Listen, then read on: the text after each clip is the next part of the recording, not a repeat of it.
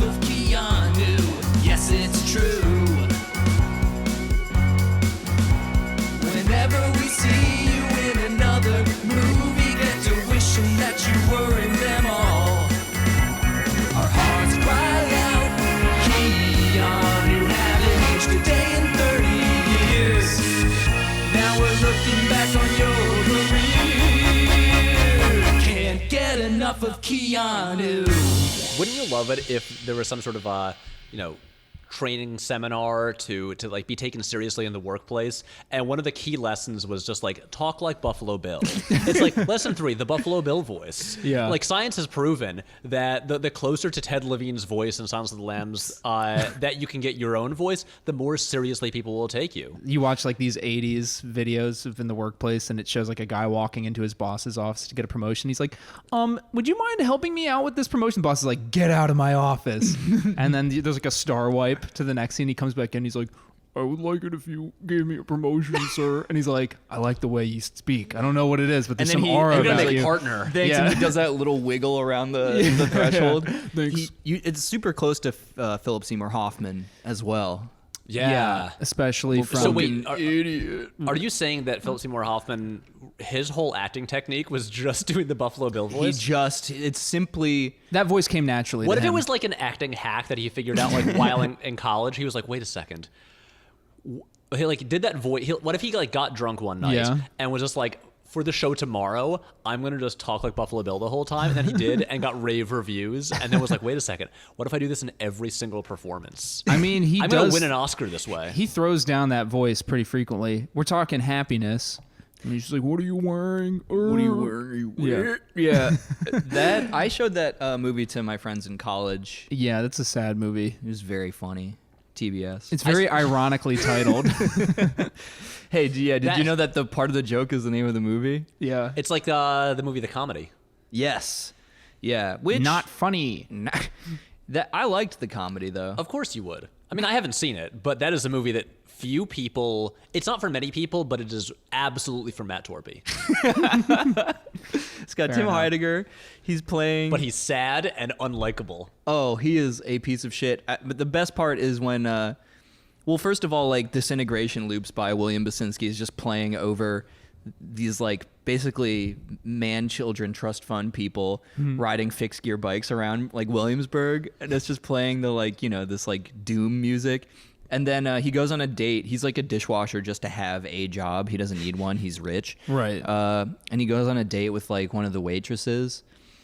And they kind of get along. They both have kind of fucked up senses of humor. But then, she's epileptic and she has a seizure on his... He takes her out to like this boat they have. Yeah. And she just has a seizure. Oh my God. And like, he's just like... He just doesn't even... He just watches and just doesn't even react. Does she die? No, she just seizes for a while. Seizes for a little bit. And he just kind of like looks at her and like takes some sips of his beer and just watches it happen. It's Oh my so God. grim. Yeah, it's a good ass movie. And also Neil Hamburger is so funny. Have you seen The Mountain, the Rick Oliverson's latest movie? No. It's got Jeff Goldblum. Late stage Jeff Goldblum. Late stage Jeff Goldblum. Sounds as like in a disease. He's getting so weird. It dude. came out last Yeah, month. he is. He's like really taking that whole like I'm a quirky guy thing, like, and he's leaning so hard into it. Yeah. He's basically like a cartoon becoming- character now. Yeah, he's but people love it. Well, he's he's hit doing that. it's like almost like a Bill Murray sort of technique, Yeah. like. You lean into your own caricature so much But that you is it become even a caricature? Because like both of those men. I mean, at least Bill Murray was like a comedian, like Jeff Goldblum was just in comedic movies from time to time. but he was like a character actor for the most part, right? I would Yeah. say. Well, He was in like a lot of early Altman or like 80s Altman movies. He was is kinda handsome how but he kind got of his start. weird. Yeah, like in Nashville. Like, okay, I am going to now propose, not that obviously this is a podcast about Keanu Reeves, not Jeff Goldblum, but in the similar way, you know how we talk about the Reeves cycles? Sure. You've got the Ted cycle, the One cycle, the Wick cycle. Right. I think you could make a similar case for Goldblum because you have him as like quirky character actor. He's in Altman movies, he's in Philip Kaufman movies. He's in The Fly. So you have this whole run through the 80s, and then you get the funny development pretty much when he's in like Jurassic Park. And then Right. he's like, for the first time, he's like kind of like cool and sexy. And then he becomes a blockbuster leading man for the 90s. Remember, he's basically the lead of Independence Day. Right, and that's a great Man, like, I haven't he's seen great that in that recently. role. Is he basically the lead of that? It's him and Will Smith as the two leads. Yeah, The two leads. They Okay. like both have cigars and like fist bump each other at the end. That's pretty dope. Yeah, you know, Goldblum is like the computer nerd, but like Yeah. the hot computer nerd. Yeah. And then Will Smith is the cool hot fighter pilot. We figured And out then- how the alien ship works. And then remember, they are the ones who Yeah. pilot the alien ship together. It's like their narratives, and they collide, and then they team up. Damn, I haven't seen that movie in a minute. I don't remember that at all. It's great. Does Jeff Goldblum get to also punch an alien, or is that only No, given no, to no, Will no. Smith? That's only Will Smith. Yeah. Will Smith, that's only Will. That's only Will his welcome to Smith's Earth territory. He Yeah. is an ace fighter pilot. Okay, Right. Jeff Goldblum, he gets to have his cool, doting Jewish father who's like, Yeah. Okay. David, you just get back with Marion or whoever his ex was. She's the press secretary Yeah. or something of the president. Yes, and then also remember the year after the year after Independence Day, The Lost World comes out. The Jurassic Right. Park sequel, where he is the lead. Yes. and he is Oh, basically right. yeah. I'm like blanking on all these movies. You're right. He's the lead character of the sequel. Right. They took the cool, hot supporting character from the first movie and who dies in the book. Yeah. And because they were like, Michael Crichton, write a sequel to the book so that we can make another movie. Michael Crichton just wrote Ian Malcolm as the lead in the second book, even though he had killed him in the previous one. That's so funny. Just kidding. Yeah. Hello? And that's what's weird. And so Goldblum is like a leading man, like a leading man movie star in blockbuster movies. And then I would argue that things changed for him in the Wes Anderson in cycle. 2004 with The Life Aquatic. Yeah. Yeah, when he's in a Wes Anderson movie. And Yep. then I think Wes Anderson kind of sets the tone for this like new stage of his career as he starts like, getting, into like I guess his 50s or whatever. Yeah, late stage Jeff Goldblum. But Right. like, what comes Quirky first? but you know? sexy. Yeah. Because this is where the connection with Bill Murray comes. It's like maybe it's Wes Anderson, like infects the people he's involved with this kind of like twee, There's like a bright manic pixie dream old man sensibility where they like it's that, are, but then there's also the droll deadpan style to Wes Anderson's like writing and his line deliveries and stuff. And Bill Murray, obviously, that's just his wheelhouse. He lives in that, thrives in that. Yeah, is but, it okay? but he Jeff didn't Gold- always. It is. No, he did like He over did the like top funny stuff voices too. in Caddyshack and shit. Like he's know. I mean, but the thing SNL. I mean, he was like so over the top. with Bill Murray, he's always done whatever he's wanted. I think, but it's also a thing where Wes Anderson was. You don't care. Yeah, Wes Anderson kind of made him suddenly because like Rushmore began a new phase of his career. Yeah, that's true. Sad he's Murray. where he's sad, Yeah. and he's also like a critical darling. Yep. He's not just like former SNL like big time comedy star. He's Right. like, ooh, Because he's making art films. The Yeah, Tears of a Clown. Remember when he tried to make there was the movie The Razor's Edge. He tried to do that movie in the 80s, and it was like his first jump into dramatic roles, and people just bailed on him. I think that movie got like critically panned, made no money. Yeah, he had to get a bit older. Yeah. Hair had to get gray, and then it really, because you're not gonna get Lost in Translation without Rushmore. You're not gonna get Broken Flowers without Rushmore. Broken Flowers. And then, just like because he's in a bunch of Yeah. Jim Jarmusch movies. Yeah. You're not gonna Just get Jim Jarmusch You're not in it. gonna get Lady Ghostbusters without Rushmore. exactly. And with Goldblum, it's almost as if like, because I feel like for both of them, this was always there, but it's almost like Wes Anderson is like a therapist who made them like understand who they truly They are. actualized. Yeah. Yeah. And then Goldblum was like, wait, you mean I can dress like I do in your movies all the time? He's like, I can step out of the dollhouse you've constructed for all of your actors and just wear the little felt clothes you made for us. This is perfect. And I love these outfits. Yeah. Oh, my dad made me think I had to be this cool guy when actually I love wearing like green and white polka dotted shirts and Yeah. just sort of like kind of being confused and witty at the same time as like a personality. It's funny though too, because like now everybody loves to memify Jeff Goldblum, and it's like everybody loves Jeff Goldblum. But what I first remember hearing about him when I used to know like the bare bones few facts I had about certain celebrities was that he was like Mr. Steal Your Girl for the longest time. Like he was Ray J. No. I think Jeff Goldblum, like for the 80s and Wasn't that 90s, Ray J? was like notoriously famous in LA circles for just sleeping with everybody's wife. Like every other famous actor's wife. I swear to God, this is like legit Jeff Goldblum and you know what his gossip. seduction technique is? What? He'll say, "Want me to be the fly for you?" Yeah. And he'll like I'm a Brundle fly. meet Brundlefly, Yeah. and then women can't resist it. Oh yeah. By the way, we're 10 minutes into this episode. Hello. Remember Jeff Goldblum watches you poop? What? That Keep going, Matt. image, that like image macro that people would print out and like put in bathroom stalls. No, and it was just a And it's picture just of him like a looking picture at of you him. intently. I think also from The Fly. He wasn't like transforming, but it was like that when his hair is kind of wetted down and his eyes are bugging out and he's looking extremely intensely like directly at you. Damn, And that's so scary. And someone just put Jeff Goldblum as watching you poop. And then it turned like, into like a over meme it, and then it was somehow? just that image, and then it was like one of the like proto memes, you know, like when like things were that was starting to become a format people were figuring out, I guess, That's so funny. I don't remember that. in like but the that- early aughts. That's really off-putting. I do want to say, speaking of Jeff Goldblum, we'll get this on topic soon.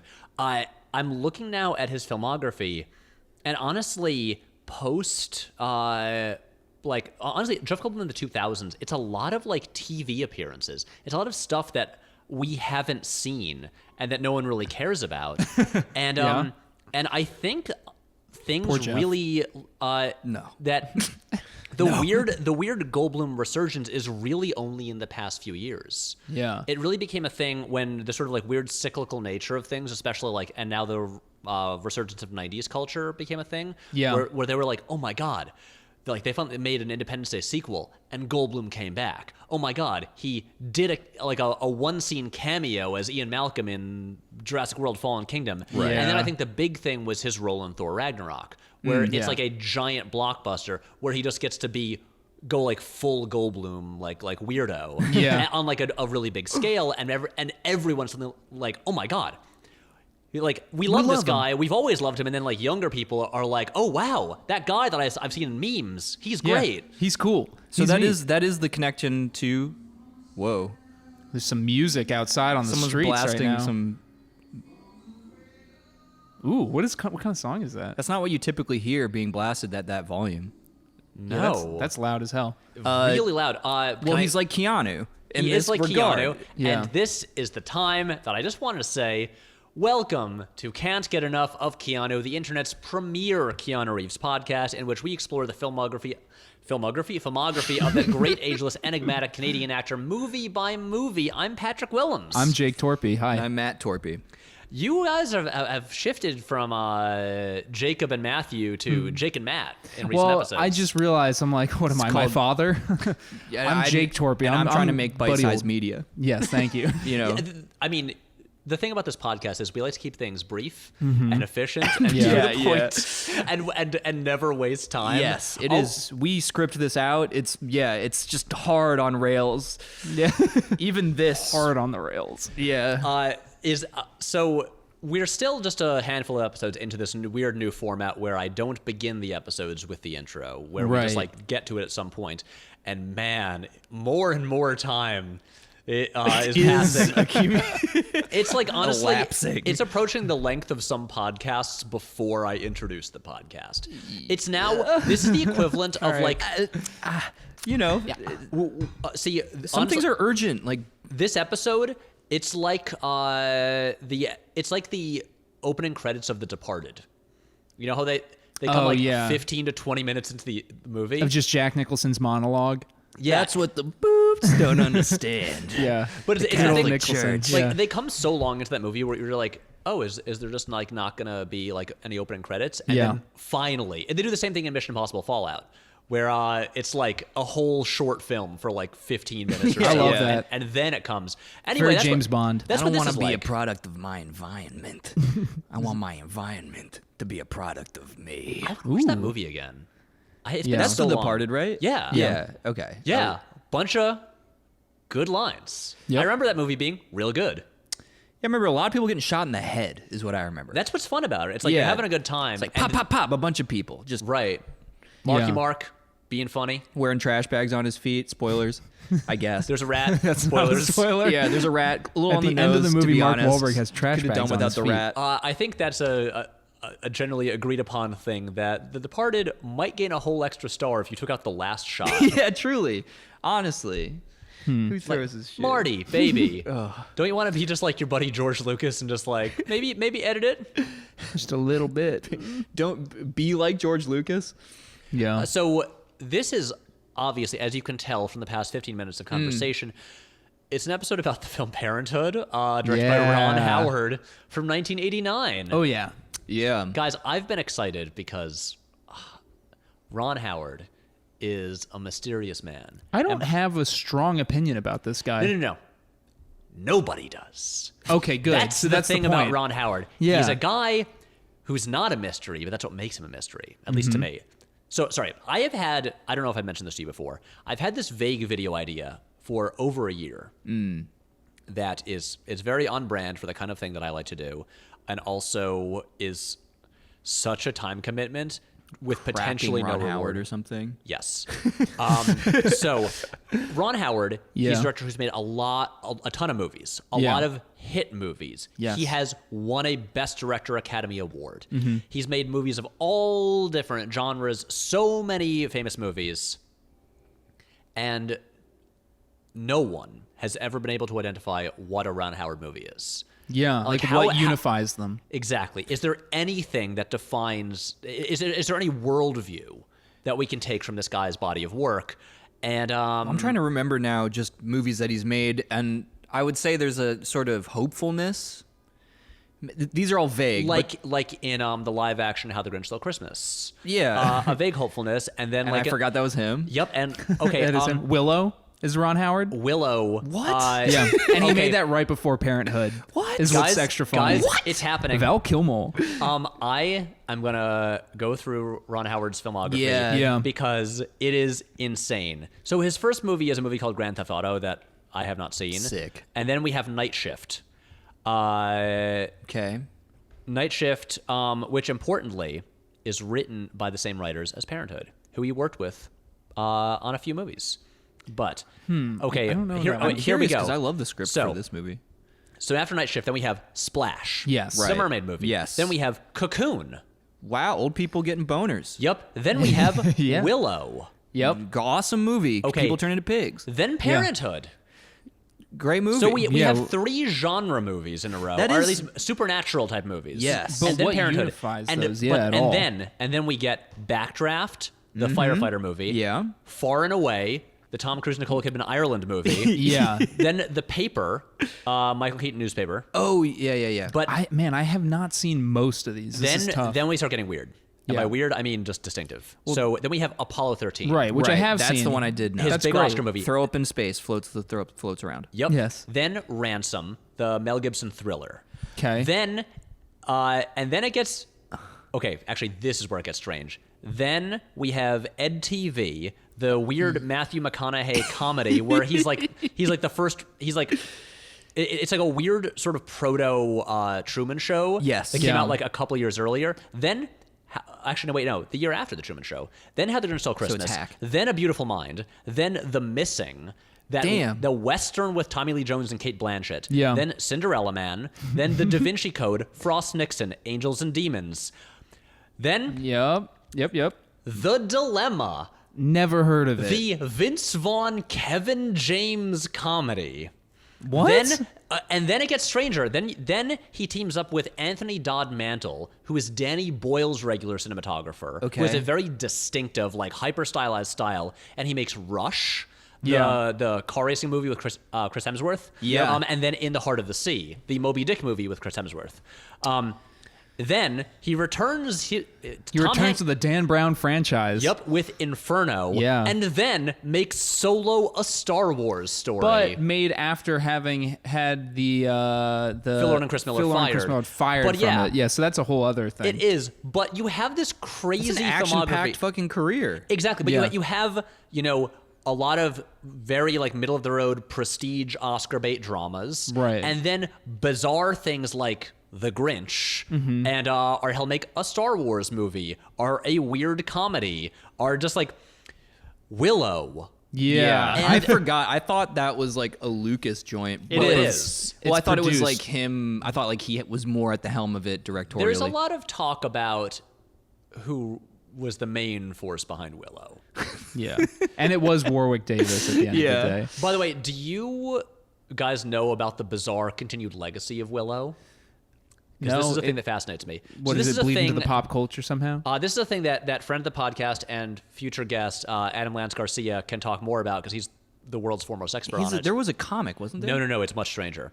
In the 90s, Yeah. there is a trilogy of Willow sequel novels co-written by George Lucas and Chris Claremont. As Holy in Chris shit. Claremont, X-Men? the like definitive X-Men comic book writer. Damn. And I want to see it now. I want to see this, Willow's again. this came out in the weird George Lucas period. Yeah. Between Star Wars trilogies, like before the prequels. Yeah. And clearly he was really passionate about Willow and was bummed it was not a bigger box office success and was like, I have all these stories that I want to tell. And the strangest thing about it is that filled to the brim with tales from the land of Willow. And here's the really funny thing.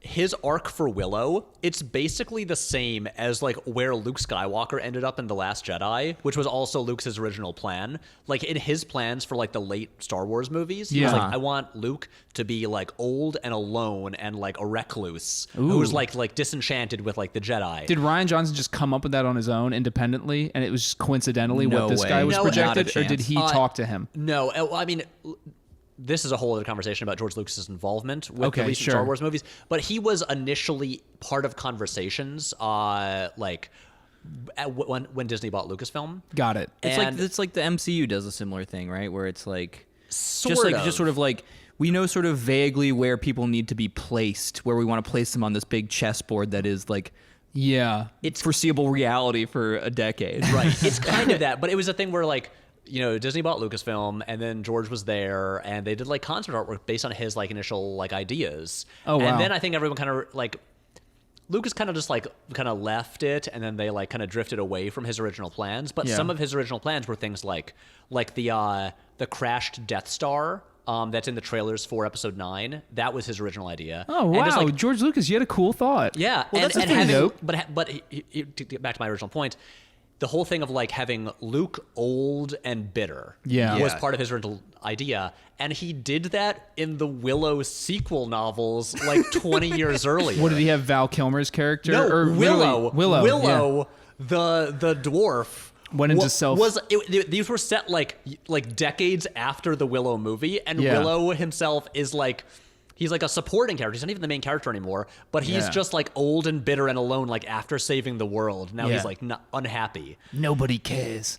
Yeah, but anyway, that George Lucas was clearly very passionate about Willow, Yeah. and more passionate than most of the audience was. Well- and Ron Howard directed the movie, but it's hard to say how much of a Ron Howard movie it is. That's true. It I mean, it doesn't- I would feels like a say Lucas movie if you had to pick a vibe it gives, right? Because when people think Ron Howard, or rather, I can only speak for myself. When I think of Ron Howard, I think of, like you were saying, middle of the road, completely like solid Oscar bait kind of prestige films.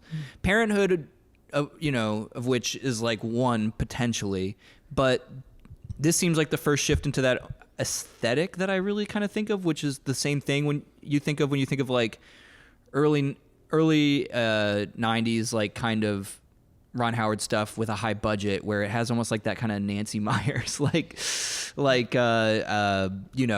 sheen to it. I'm so glad you brought up Nancy Meyers. Yeah. Because there is.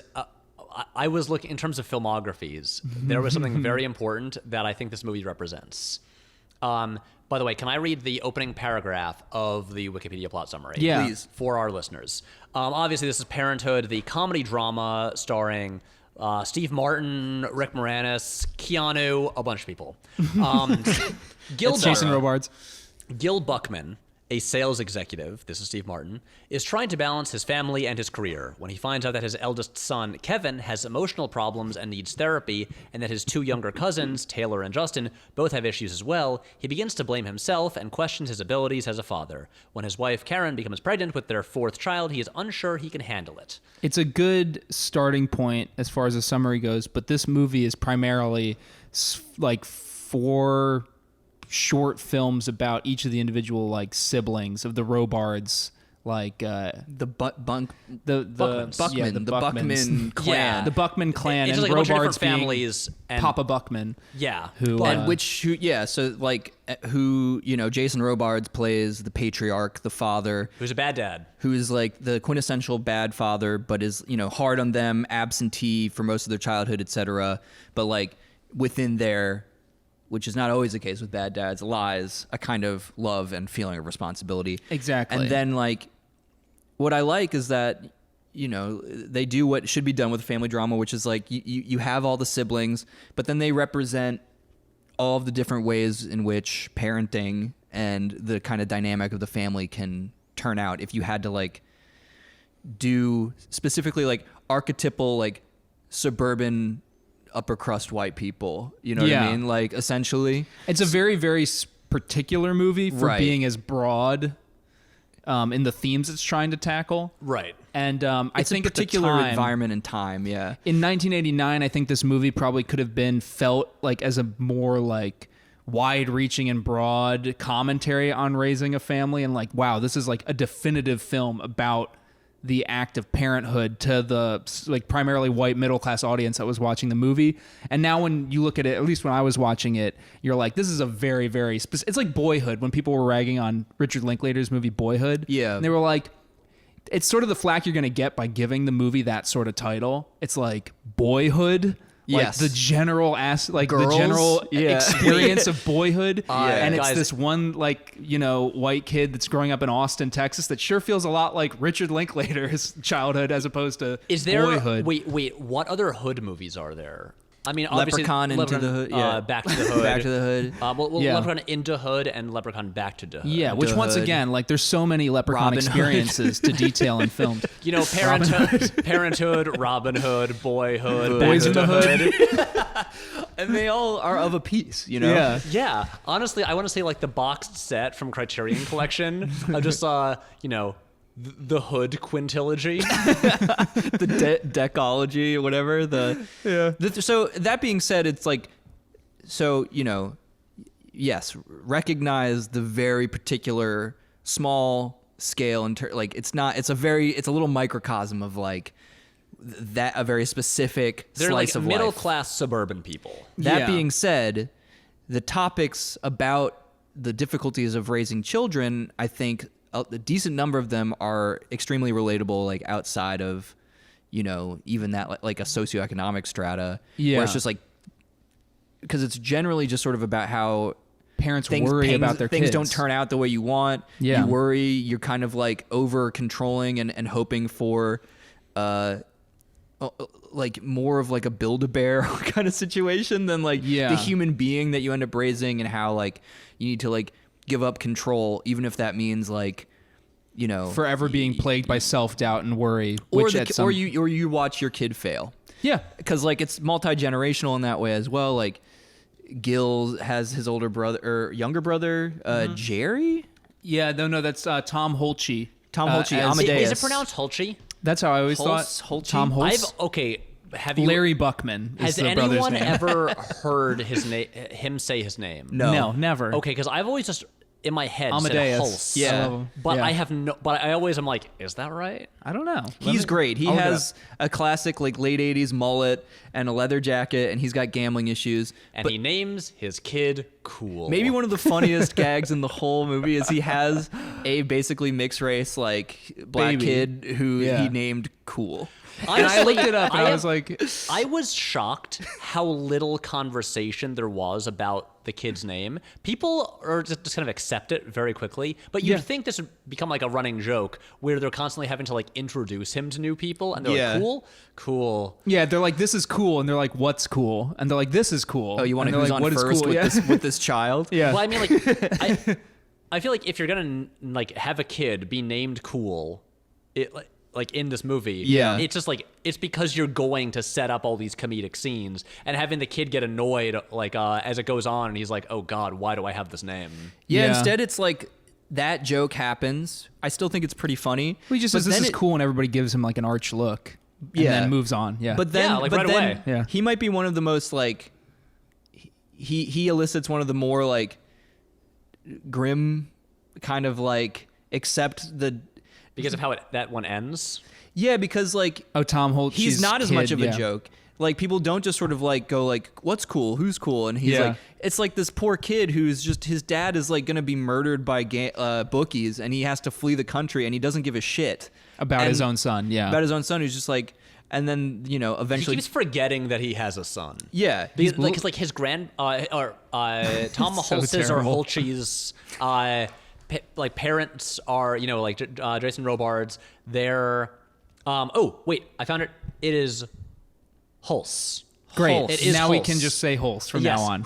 Wikipedia has a dodge. pronunciation for his name. Nice. Thank God. So his parents are just taking care of Cool, and at one point he's leaving, and Jason Robards is like, "And what about your son?" He's like, "Oh yeah. Can you keep watching him?" That scene, like, I don't know, it kind of hit me hard. Like basically Jason Robards is just trying to figure out his son's intentions in this moment and make a definitive judgment as to whether or not he's like a lost cause, essentially. yeah. And like in that line is like when it clicks in his head, and he's just like, oh, this guy, not only is he gonna never change, but he's gonna run away and never come back He's now. just Yeah. it's kind of like also we've skipped so far. No, I ahead know in we're that talking about the storyline. end of this particularly we're sad but the part thing of the is, movie. like, Yeah, it's just like there are arcs and like things occur in a like sort of sequence that matters, but mostly it's just like Jake was saying, it's like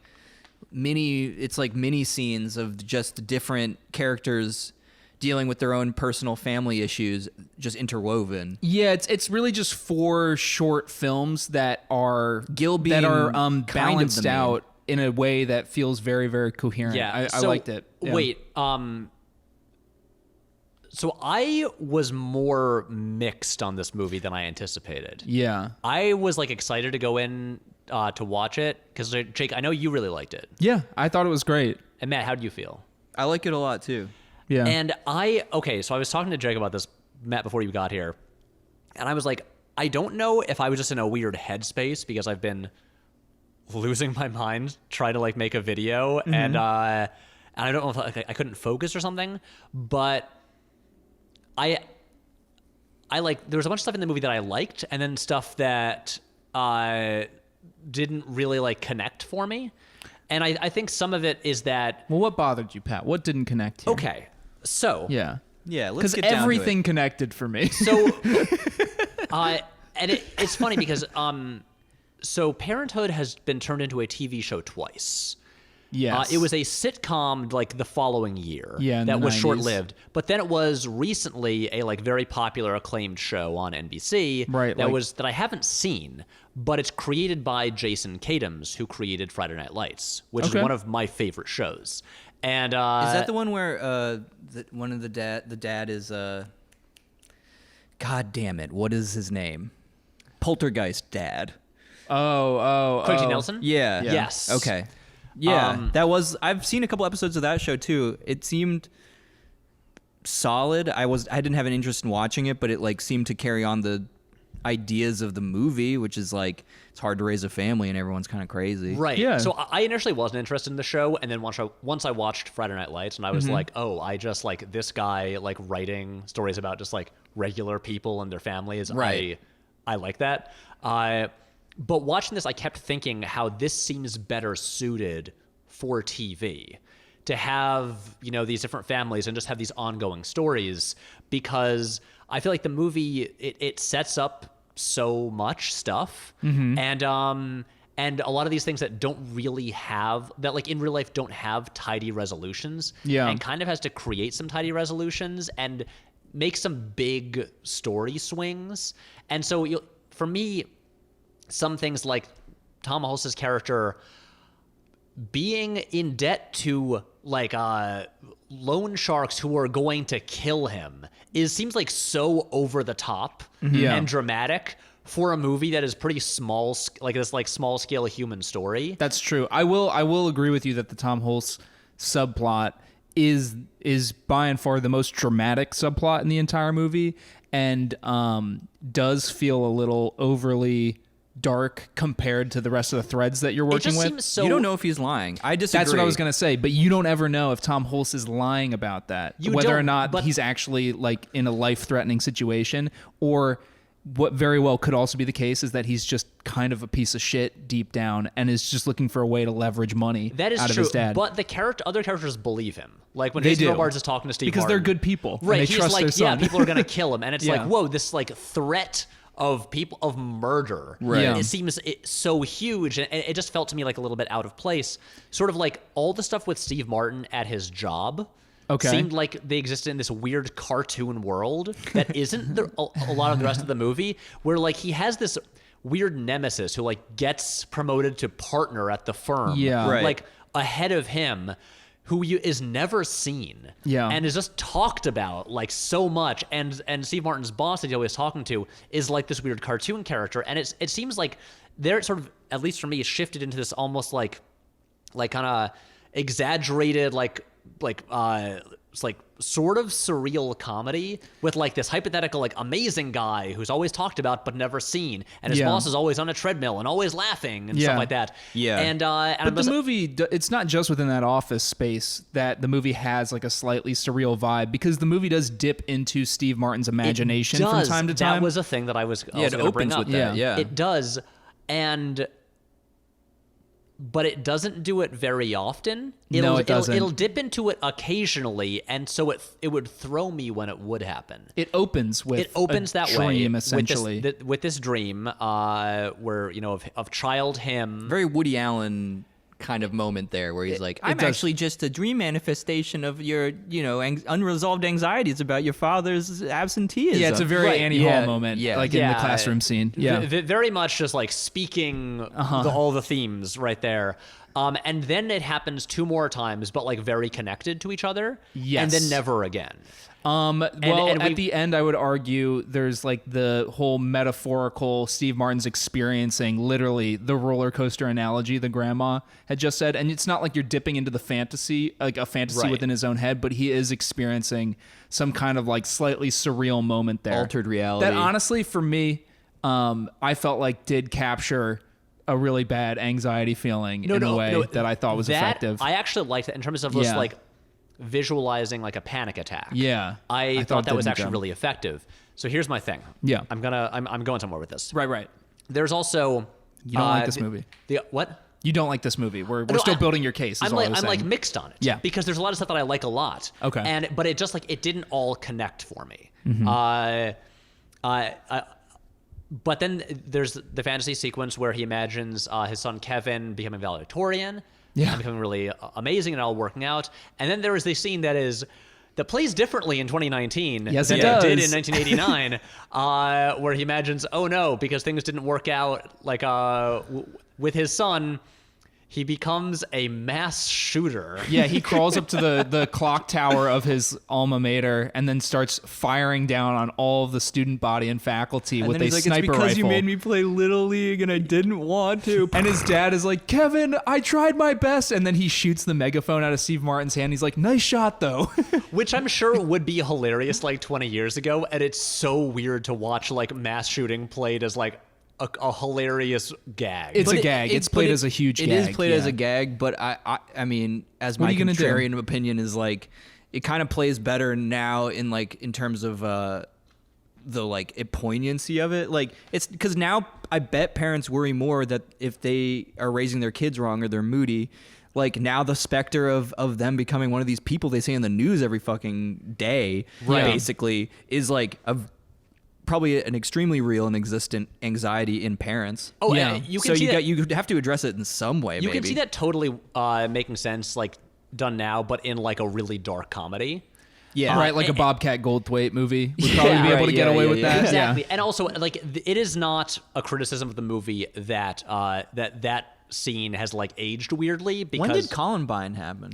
1998. 99. Nine. Because it happened like right after The Matrix was released, so people were Oh, like, right, "Oh my right. god, did that movie with black trench coats Oh, great, inspire yeah. them to do this?" Yeah. But there's that scene, and so okay. But here's my thing with this movie.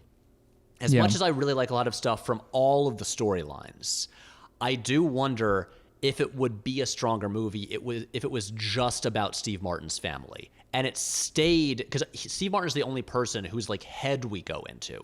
Yeah. Whenever it goes to the other families, we don't get anyone's perspective the way we do with Steve Martin's. That's true. And also, I think the dilemma with his son, where his son is like the school is recommending that he go to a different school and be put in special ed, and that you never. They don't. I feel like because of time, they don't delve that deeply into what is actually happening with Kevin. Yeah. His son. It's like you see that Kevin, like the stuff that Kevin gets upset about. It's normal stuff. It's to get actually pretty bummed out normal about. stuff. Yeah. It's like, oh, he fucks up in his baseball game and everyone gets mad at him. Yeah, that would make me Any feel kid shitty. sad. I would Yeah. be sad too. Yeah. Oh, it seems like his birthday party might be like a disaster, and like the cowboy that was supposed to be there isn't gonna come, and then everyone's gonna be mad at him for lying. Basically, Yeah. Kevin just is getting ragged on hardcore by all of his peers at school, and it's thoroughly upsetting him. And everything he seems to do just gives them more ammo by which to taunt him and like validate their opinion that he's a total loser. Yeah, but then And like so he's just like obviously racked apart by this. So. But when the principal is saying, oh, the teacher has to devote so much extra time just to dealing with Kevin, and he has these emotional problems, and That's true. They don't show his emotional outbursts ever really. they don't. I didn't get a sense of Kevin at all as a kid who like needs therapy, and I'm not to say that, I mean like therapy is a normal thing that like I'm sure like lots of kids like would benefit from it, but he doesn't Right. seem like a kid who like needs specifically like a child psychologist to see him all the time, or Yeah. like has to go to like a special school and stuff like that.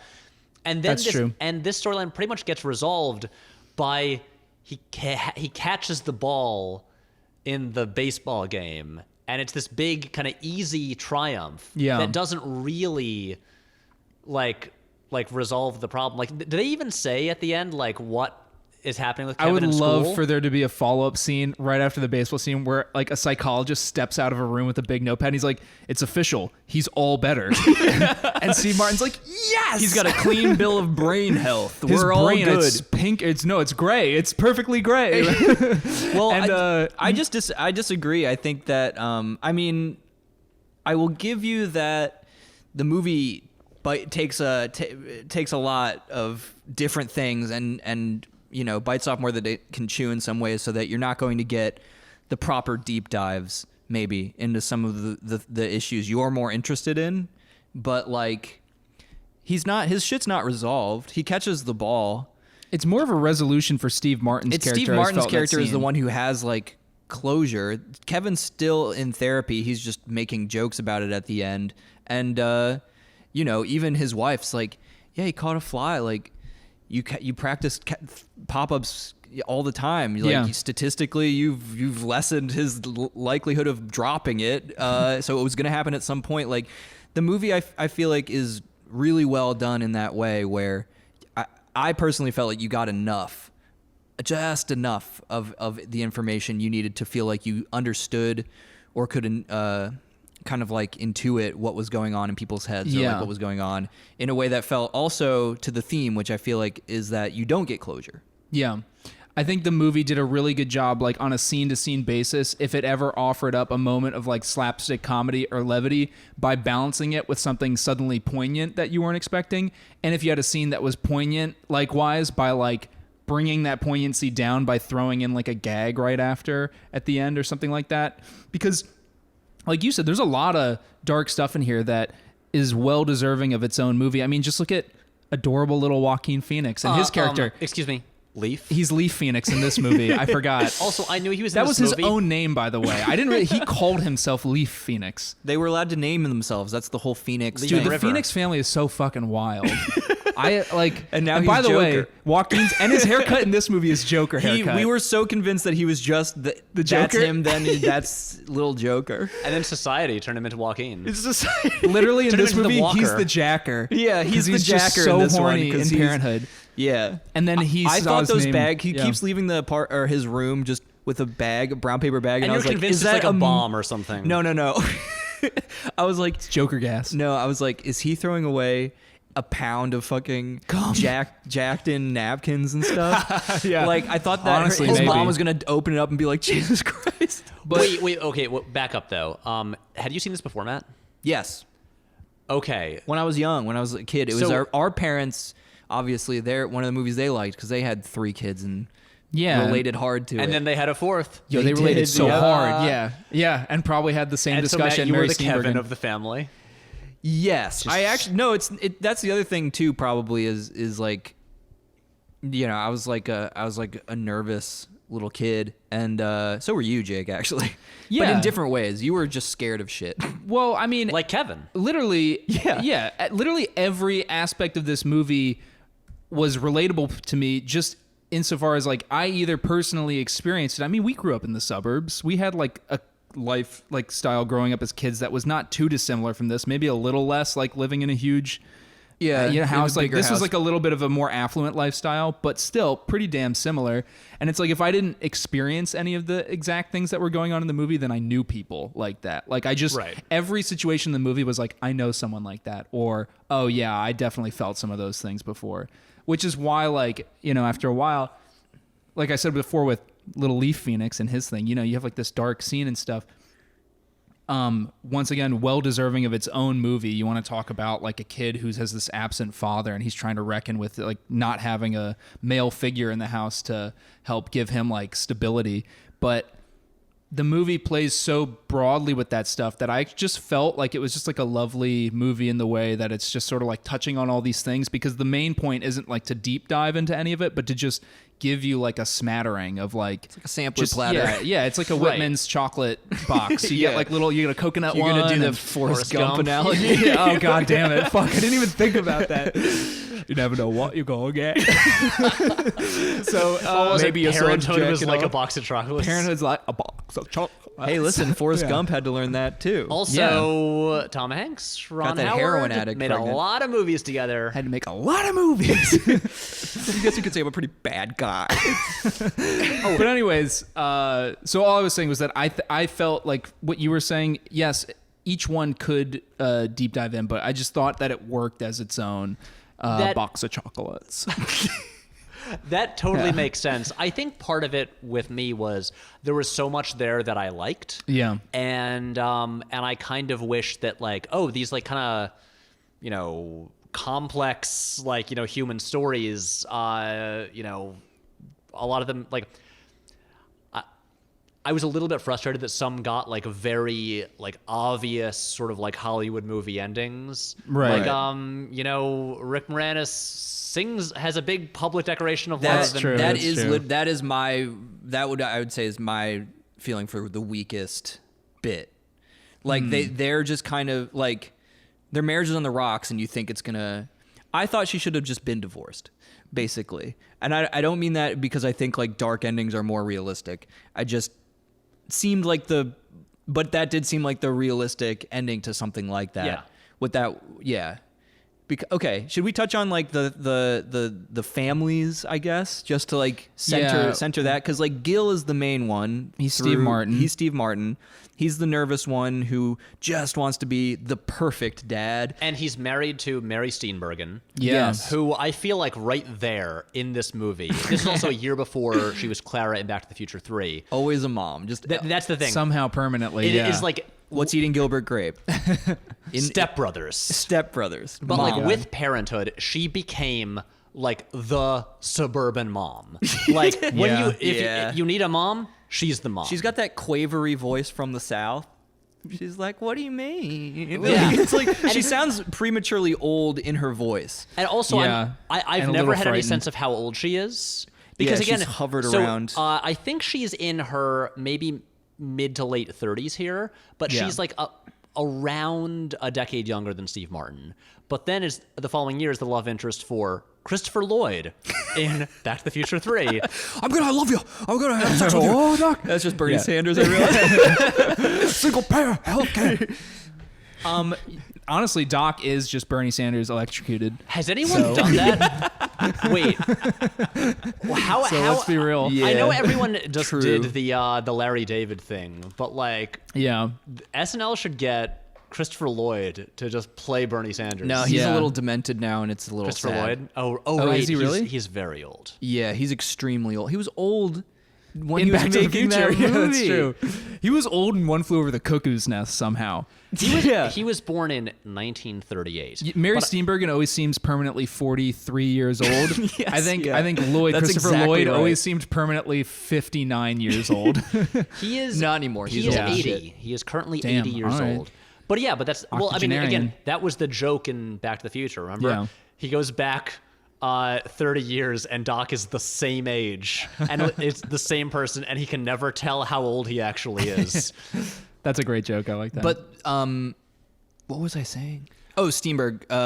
Yeah, But like that's their family, and it's like their thing is they're you know, also amazing parents.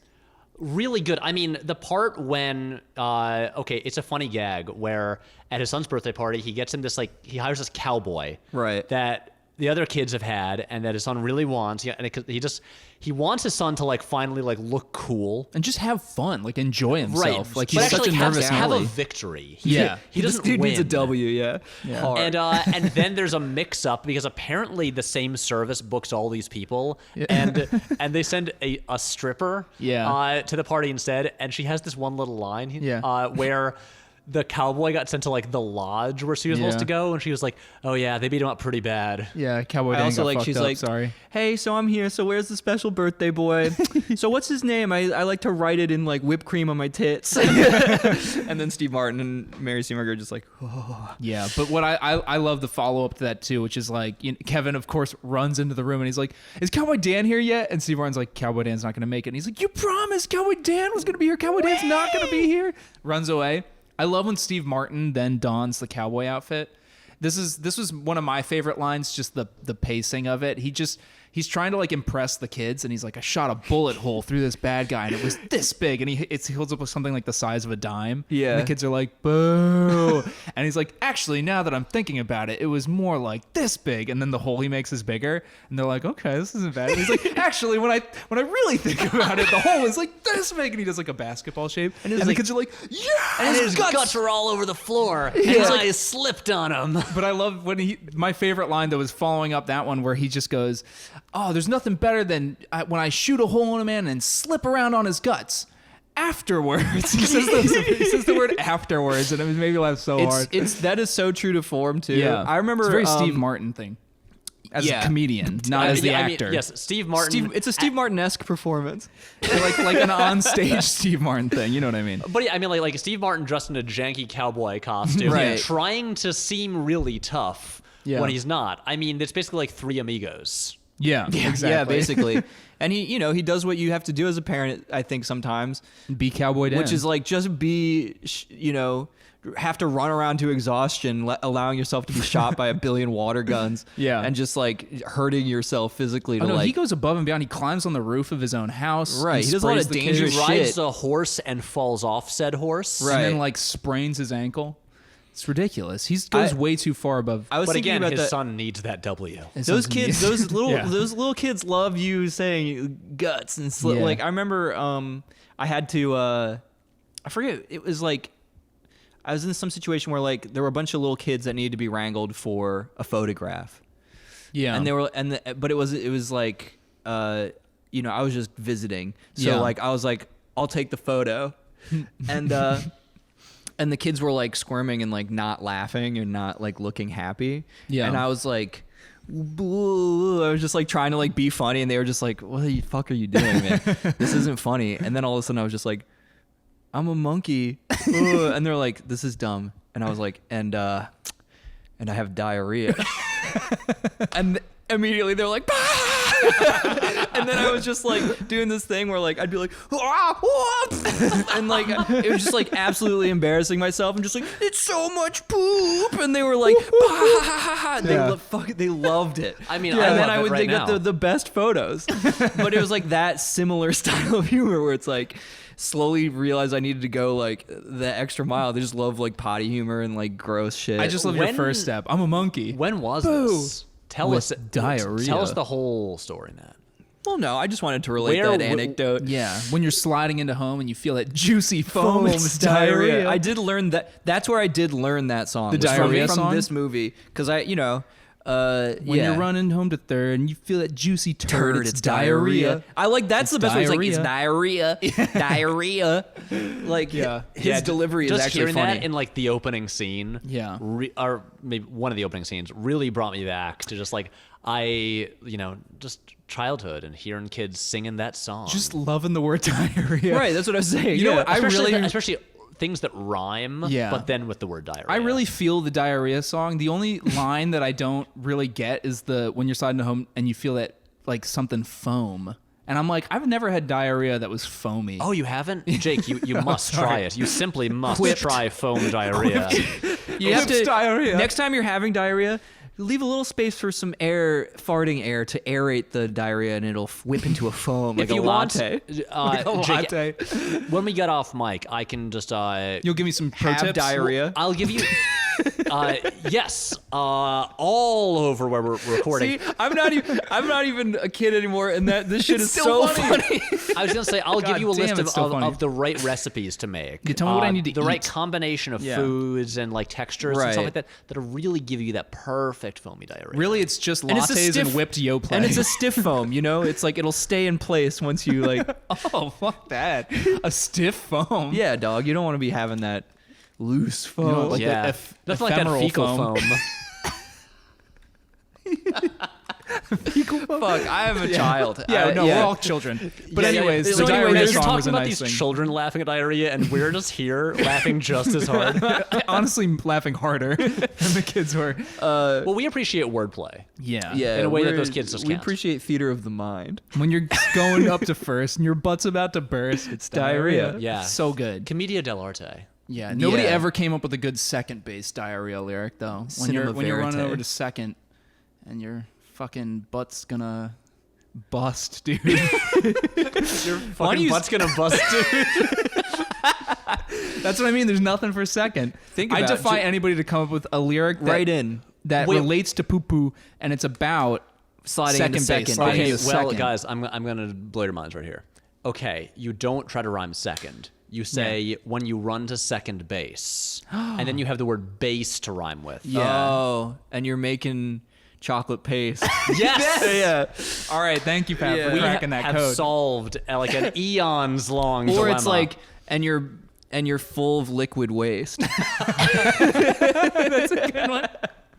are you spray out liquid Or you waste? spray out spray out liquid liquid waste. waste. That's great because you definitely want it exiting the body. Yeah, that's the otherwise key. it's not diarrhea. It's just It's just it's just in your stomach. potential diarrhea. Also, and so you, much it's like potential magma energy. versus lava. or if we want to get alliterative, and you Yeah. spray the poopy paste. Hell yes, Have dude. has everyone we- stopped listening to this episode by now? no, because look. So then we're there's talking the about other- children and the laughter of children, And what's good- and the weird potty children. humor. Yeah, and weird kids and the potty humor that they love. So It never gets old. There's Anyways, Gil and his family. Yes. He's got another. He's got a daughter and then like a little stupid son who likes to is kind of adorable. He's like kind of the most cute kid in the. Oh my god, Honestly, he's so cute. he's the star of the The movie. little blonde curly-haired kid. Yeah, He yeah. likes to hit his head against. He likes to bump the his head wall. against stuff. He's all dirty all the time. It's really funny. Yeah. He likes to go to bed naked, only wearing a cowboy hat and a gun holster, which Yeah. was hilarious. That's really funny. He's like, I feel like you're gonna be cold in that. He's just standing there. Like that shit is yeah. This all felt very real to me. Yeah. Gil has two sisters. We already talked about Larry, his kind of like kid brother. He's got two sisters. I'm forgetting He their does? names. Yeah, so Yes. one of his sisters is the one married to Rick Moranis. Yeah. Oh, that's his sister. That's his sister. And then Remember, the other 'cause one Tom is the Hulce single says mom. the really creepy line where he sees her for like the first time in a while, and he's like, like, "Oh, if you weren't my sister, the things I'd do to I you." But he says forgot it like about that. friendly, and you're like, "Dude, you just threw down like an incest line here for Yeah. like as a joke." But I think Tom everybody's creeped out by him. Hulse, we said, right? Yeah, Hulse. Yeah. He just one of the things is that like everyone in this movie is pretty stacked cast. Like everyone's like a phenomenal actor, I Yeah. would say. yeah. And Actually, yeah. let's get to our boy. Because sorry, our dude. We can access him through talking about Diane West, I believe. Diane West yeah. is the other sister. Exactly. She's a and she's single having mom. a tough time. Like her Yeah. husband is gone, and she's trying to raise a daughter Yeah. who disobeys all the rules and is dating this bad boy who is Ooh. Keanu, and they have Todd. sex. And they're having Yeah, and they sex. do and he sex is together. a drag racer. Yeah. Not even. He's like a wannabe drag racer that finally does it at the end. Yeah. And it gets destroyed. Gets so Which I fucked thought up. was so funny too. Yeah. like Yeah. like that could be another. This is what I mean by like the cheap moments. Sometimes they don't do it, and I Yeah. really appreciate it. Where he's finally got his big moment, and he's Todd is a. The thing is though that Todd plays true to what like the good-natured idiot of Bill and Ted. He's like Ted with an O. yeah, yeah, That's like literally the best way to describe him, I feel like. yeah. He's like. He's a little less of a cartoon. But he's still doing the same, like, whoa, yeah, of course, like voice cadence and things like that. Like he's doing that. But he's also he definitely fits within like that sphere of characters Keanu played Yeah. during this period. But also he's like a little bit edgier. I think he's a little bit closer to like maybe not this far, but a little bit closer to River's Edge Keanu. Oh, yeah. Yeah. So Where he Matt Keanu. He comes from like a rougher background Yeah. maybe, and Yeah. he's the guy that Talking about how his dad would flick lit cigarettes at him and say, "Wake up, asshole!" in the morning. Yeah. Yeah. And how, like, he's the guy that Wake she up, doesn't want her asshole. daughter hanging make around me with. And not only does she breakfast. hang around with him, Yeah. but, like, they apparently, because this is, I guess, pre-sex tape era, they Yeah. just, like, photograph themselves. Yeah, It's not, sex tape it's not era. pre-sex tape era. They're just not doing a sex tape. Okay. They're not shooting a porno on they VHS. can't afford a camcorder. Yeah. Right. And, Let's document our love. yeah. But, So good. And then her other son is Little Leaf Phoenix, who Right, I yeah. did not recognize for so long. It took Really? me, well, I mean, really, there's a certain unmistakable feature to his face that There is, but also he looks so different than He like looks Joaquin. really different. I feel He like does. Joaquin has Yeah. these very like beady little eyes, Mm-hmm. and his eyes look different when he's a child. And And he has a Joaquin's- much like fuller face. Joaquin is a very adorable child. Like he's a really like good looking child, right? But he got that Jonathan Taylor Thomas kind of like vibe. yeah, he Oh, looks a yeah. little bit like Jonathan Taylor Thomas, who aged into a very very strange looking man who is very like. There's something a little creepy about how Joaquin looks now. Which But is why there's he just like often there's plays like a creeps. jaggedness, yeah, or like he always plays somebody kind of like damaged. I don't even want to say that. He's a Joker. Yeah, you yeah. know what I mean. Look, Freddie look, Quell from The Master. Jared yeah. Leto's Joker is damaged. That's true. He's just twisted. Exactly. Okay. All right, fair. Joaquin Phoenix Joker. I mean, the thing is, he's like a product of his society. There we go. That's what I was looking for. But Yeah. like as a little kid, he's just adorable. And like, I mean, come on, for a kid performance, his small role in this is pretty damn good. Well, he's a phoenix. In particular, though, the He scene is- when he he has is a to phoenix. call his dad, he wants to call his dad, and Yeah. Diane West lets him call He his sells dad. the shit out of that He moment. also kind of, I feel like, exists on like the periphery of this for a while because he's just Yeah. like he'll quietly like leave the house or like not talk to people. Right. And he'll always have this paper bag that has something in it. Jizz and, napkins. It doesn't, guys. and I know. no. and for a while, for like a long time, you don't know what he's thinking or what Yeah. his deal is, and he just doesn't want to talk to his mom. And then finally, you get this moment. This is like pretty like a heartbreaking scene where, and you learn by now that like her husband left Yeah. like years earlier and was like just like got out of their lives entirely Yep. and Yeah. hasn't talked to the kids at all. And Little Leaf is just like, maybe I could try staying with dad. Yeah, he just wants a male role model. And then he calls his dad, and his mom just watches him do this. She knows it's going to end. Yeah, she's just like very like resignedly is like, well, okay, he's at work, so here's his number, and she just waits for this inevitable thing to happen. It's Yeah. it is this thing. Like I do like how this is handled because, like, she wants to tell him not to do it, but I feel like you can see her realize that like nothing she says is going to convince him, and the only way to like for him to learn Is to that, let him that, get that his hurt. dad sucks and is not going to be there for him is to like experience it. Yeah. And so he calls really up his sad dad at scene. work, and you just watch his face as his dad basically says, "No, you can't come live with me. Yeah, and Like, then God- freaking his line delivery when he turns around, he's just like, "Dad, this says that it might not be a good idea." So sad. But then we get the payoff, and this is of course great because he's got the paper bag, and is this after we see the very horror movie-esque thing of where he smashes up his dad's office? Dario Argento, just POV shot. Yeah, The gloved hands. And then his mom goes in to like look around his room because like she thinks he's on drugs, I guess. Yeah, and his hammer with like his initials engraved on it were like left at the dad's office. It's so funny when she says that too. She's like, "Sweetie, your initials are burned into the bottom of it. Like, come on, the hammer. It's your special. You're hammer. better than this. Vandalize with some pro care. You know what I mean? Like, Right. Don't leave fingerprints. And then she finds, pretty well hidden, I've got to say, honestly, the paper bag in the closet. And then again, the kid's sneaky.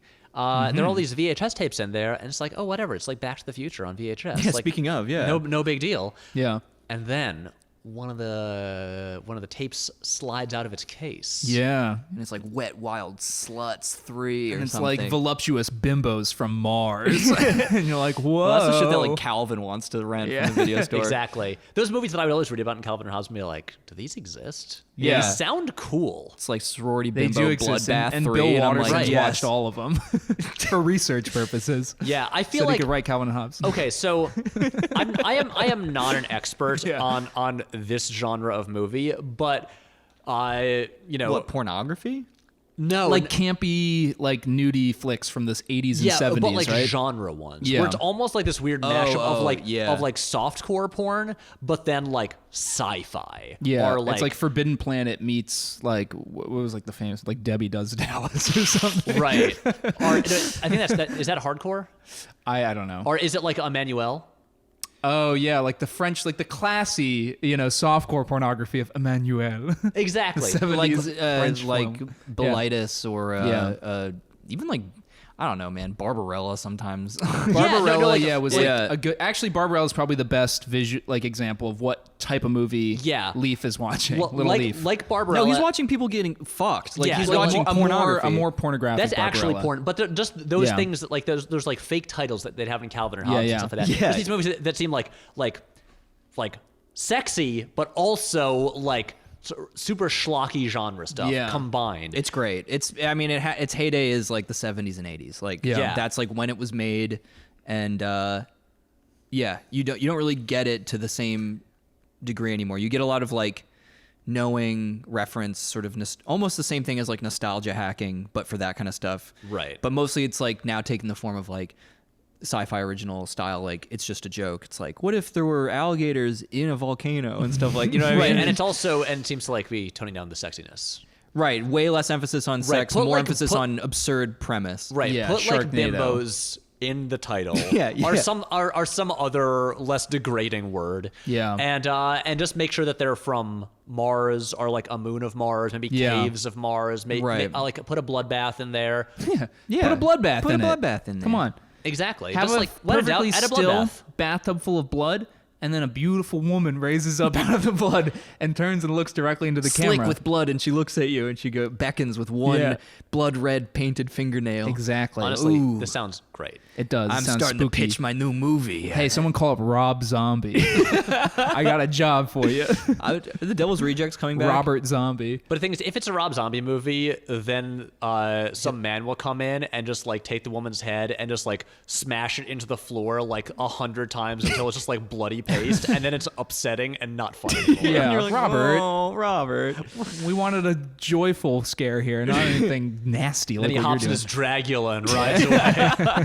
His giant dirty dreadlocks just flowing out of the back window. They're like 20 feet long. through the With ditches and bones bang. weaved into them. But anyway, she Just finds married. these, Clink, clink, clink. she finds these porno tapes, Yeah. and then you have the funny gag of like, and then the grandmother arrives Yeah. while this is happening, and then Little Leaf, who I believe plays Gary, he arrives, and he's Gary. like, "What are you doing?" Yeah. And then, Oh, shit. but then Keanu has a talk with him. Yes. Right, because at this point, there was a whole other subplot where, she's got her little kind of obstreperous, moody boy who like won't talk. Then she's Good got word. her. Thank you. Yeah. her daughter who like has promise but is like Martha fallen in. Plimpton. Yes. Yeah, Martha Plimpton. But she's like fallen in with Todd, this dude, and they're like in love. And her mother sees how all of this shit is so stupid, and like but that's her arc is like she I think is maybe the first because I think she's the least well off. Because she lives in a fucking ranch style home, so she doesn't have 2 stories of magnificence.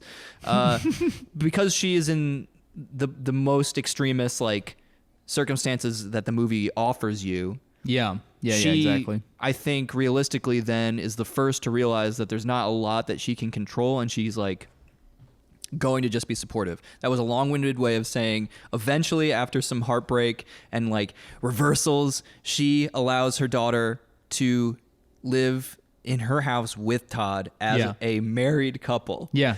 Yes, they have gotten married. Yeah. Oh, also, there's the part where her daughter is like, I'm leaving forever, and then is back the next day. Right. Because Her- Todd is yeah. just a dick. Yeah. Well, and her and Todd's relationship is fine. I mean, they play that as a joke. Every new piece of intensity regarding their like intense information regarding their relationship is like learned abruptly. And like Diane West always has to like find this out. It's like, oh, by the way, we're married. You guys are married? Oh, by the way, we're pregnant. We're gonna have a baby. You guys, Right. you guys are gonna have a baby together. And it's all just seems to be happening in the span of like 2 months in her house. And again, Mary Steenburgen also is going to have a baby. Yeah. So I gotta Everyone say, wants babies too. That's the other thing, right? this 'Cause- does feel like a very specific era. And, Yes, not everyone's to be like trying to people have stopped having kids. babies, but there is one part where Mary Steenburgen like horrified says to Steve Martin like, you know, you want me to have an abortion, don't you? Yeah. Like what an awful idea. And then Steve Martin does the great, he just goes, no, I want you to do whatever you want.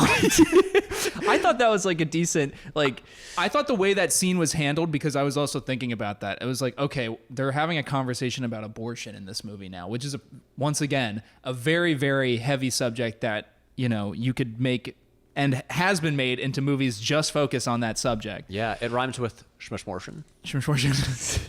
I was thinking 4 months, 3 days, or 4 months, 3 weeks, and 2 days, which is like a incredibly harrowing movie. It's the but- Romanian film, the right? Romanian film that won the Palme d'Or. Romanian. It's- it has to it's- be intense. I've never been in the mood to watch You're not it, allowed to I've make a gotta comedy say. if you're Romanian, I think is Still what haven't the- seen that movie.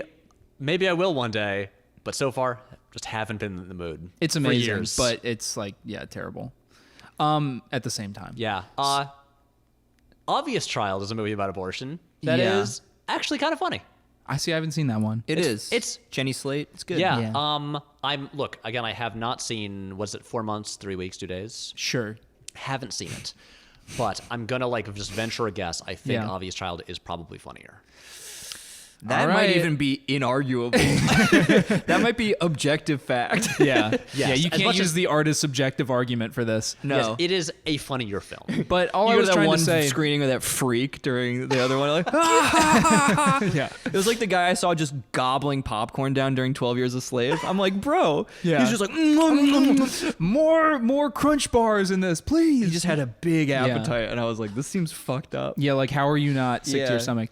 All I was trying to say though about this particular scene was that just in the limited amount of lines and the way that the lines are delivered, I felt like contained a lot of like nuanced ideas about like an older couple, like, and the two opinions that they both have about that particular subject.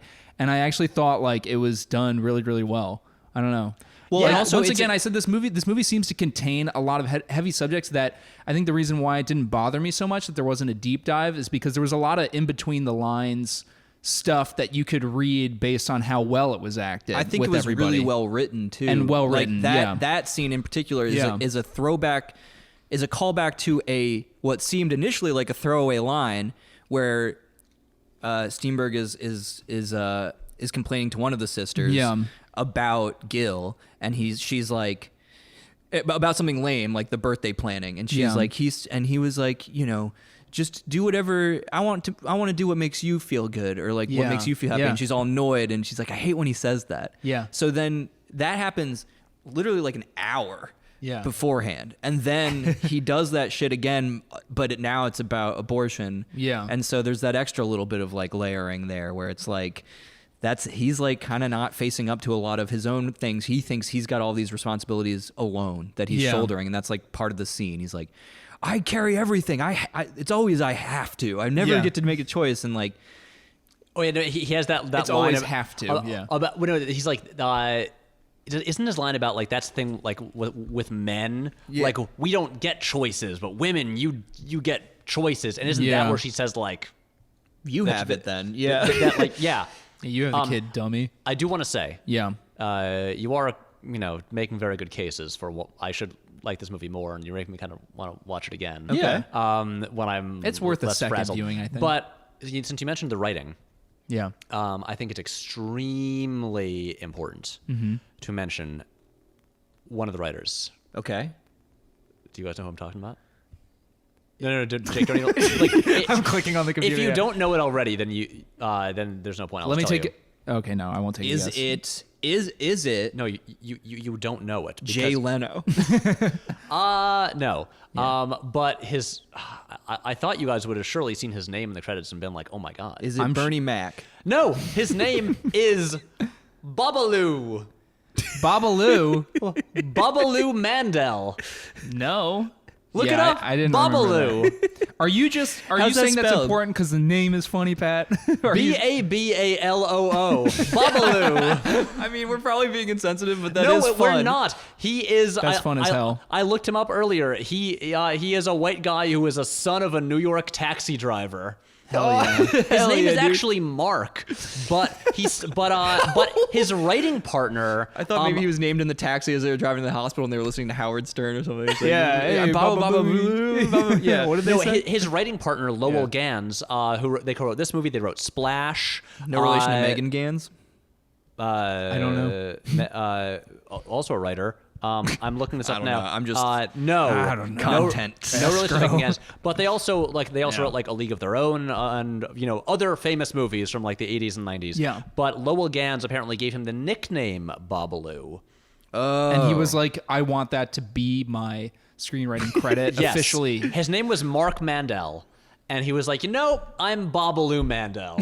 That's me forever. That's what we're going to put on like all of these big Hollywood movies. It sounds Yeah. like the cute, light version of the Babadook. The Babalu? The Yeah, he's the Babadook. happy Babalu. Yeah, he's like the one that like, counteracts the Babadook. Babalu. Someone- Babalu. You have And this he's like just as annoying. Yeah. this strung out Australian mother who's like, I'm going to summon the Babalu. Yeah, it's my only chance to get out of this. That's the I'm just Babalu's seeing- voice. Yeah. Oh, I was doing. G'day. G'day, mate. Oh my god. I'm the Babalu. I'm the freaking Babaloo, That's it. That's the voice. and I'm here to make you hippie. Hippie. Yay. And there's just like a really colorful children's book about the Babalu. Yeah. Yeah, and then, oh my god, a much better movie is, the Babadook gets accidentally summoned, and then she has to summon the Babalu, and then it's just like freaking Godzilla versus King Kong, but in this lady's backyard with Babadook. And the neighborhoods are peering over, Yeah. like, is everything all right over there? What's going on over there? Just eternal battle of good and evil. And what I'm imagining the NBD. Babalu looks like is, remember Dee Dee's imaginary friend on Dexter's Lab? Kusula Goopa Goop. Kusla Goopa Goop. That's what the Babalu looks like. You are real. You are warm. Yeah. Just a fucking Dexter. Yo, there was that Dexter's Lab is a footage great going cartoon. around, of because of the joke I'm about to make. There was an episode about foot gnomes, Yeah.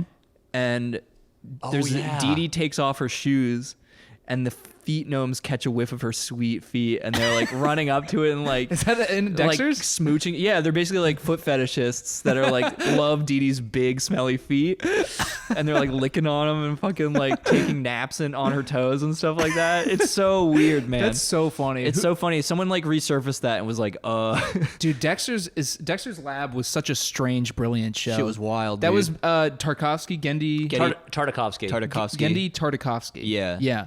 He Man, kept that getting guy more has- serious like as he went, which was a little bit of a bummer. Like I do want to see the new he did the new Samurai Jack, and then he has a new like caveman Like it's era. Like, what is it like Primal or Yeah, something like that. Something like that.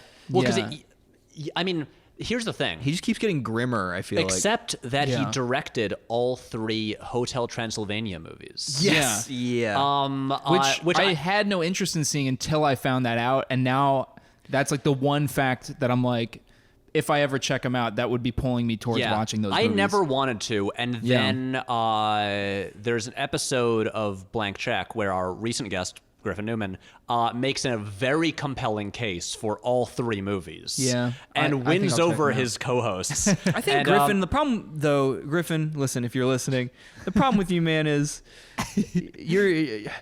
your enthusiasm's infectious, but I think you still you could be like a good used cars salesman. Like you could be so pumped about something and like selectively, and then like I'd be like, yeah, hell yeah, dude. Hell yeah, this car. And then it would explode as soon as I got out of it. Like, there's no way. I do not believe the Hotel Transylvania movies are good.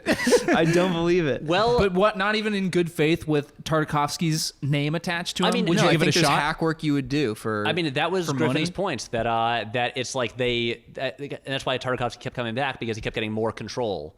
And getting to like inject a very like classical style of animation that was usually used in like hand-drawn stuff, but in this other media. So you're saying that the 3rd Hotel Transylvania is the purest one? the one where they're on the cruise. He was given Yeah. so much power on Hotel Transylvania 3. It seemed cruise like This is control. my film. Yeah. I've taken control of the ship, and I've put Anyway. a ship as a metaphor.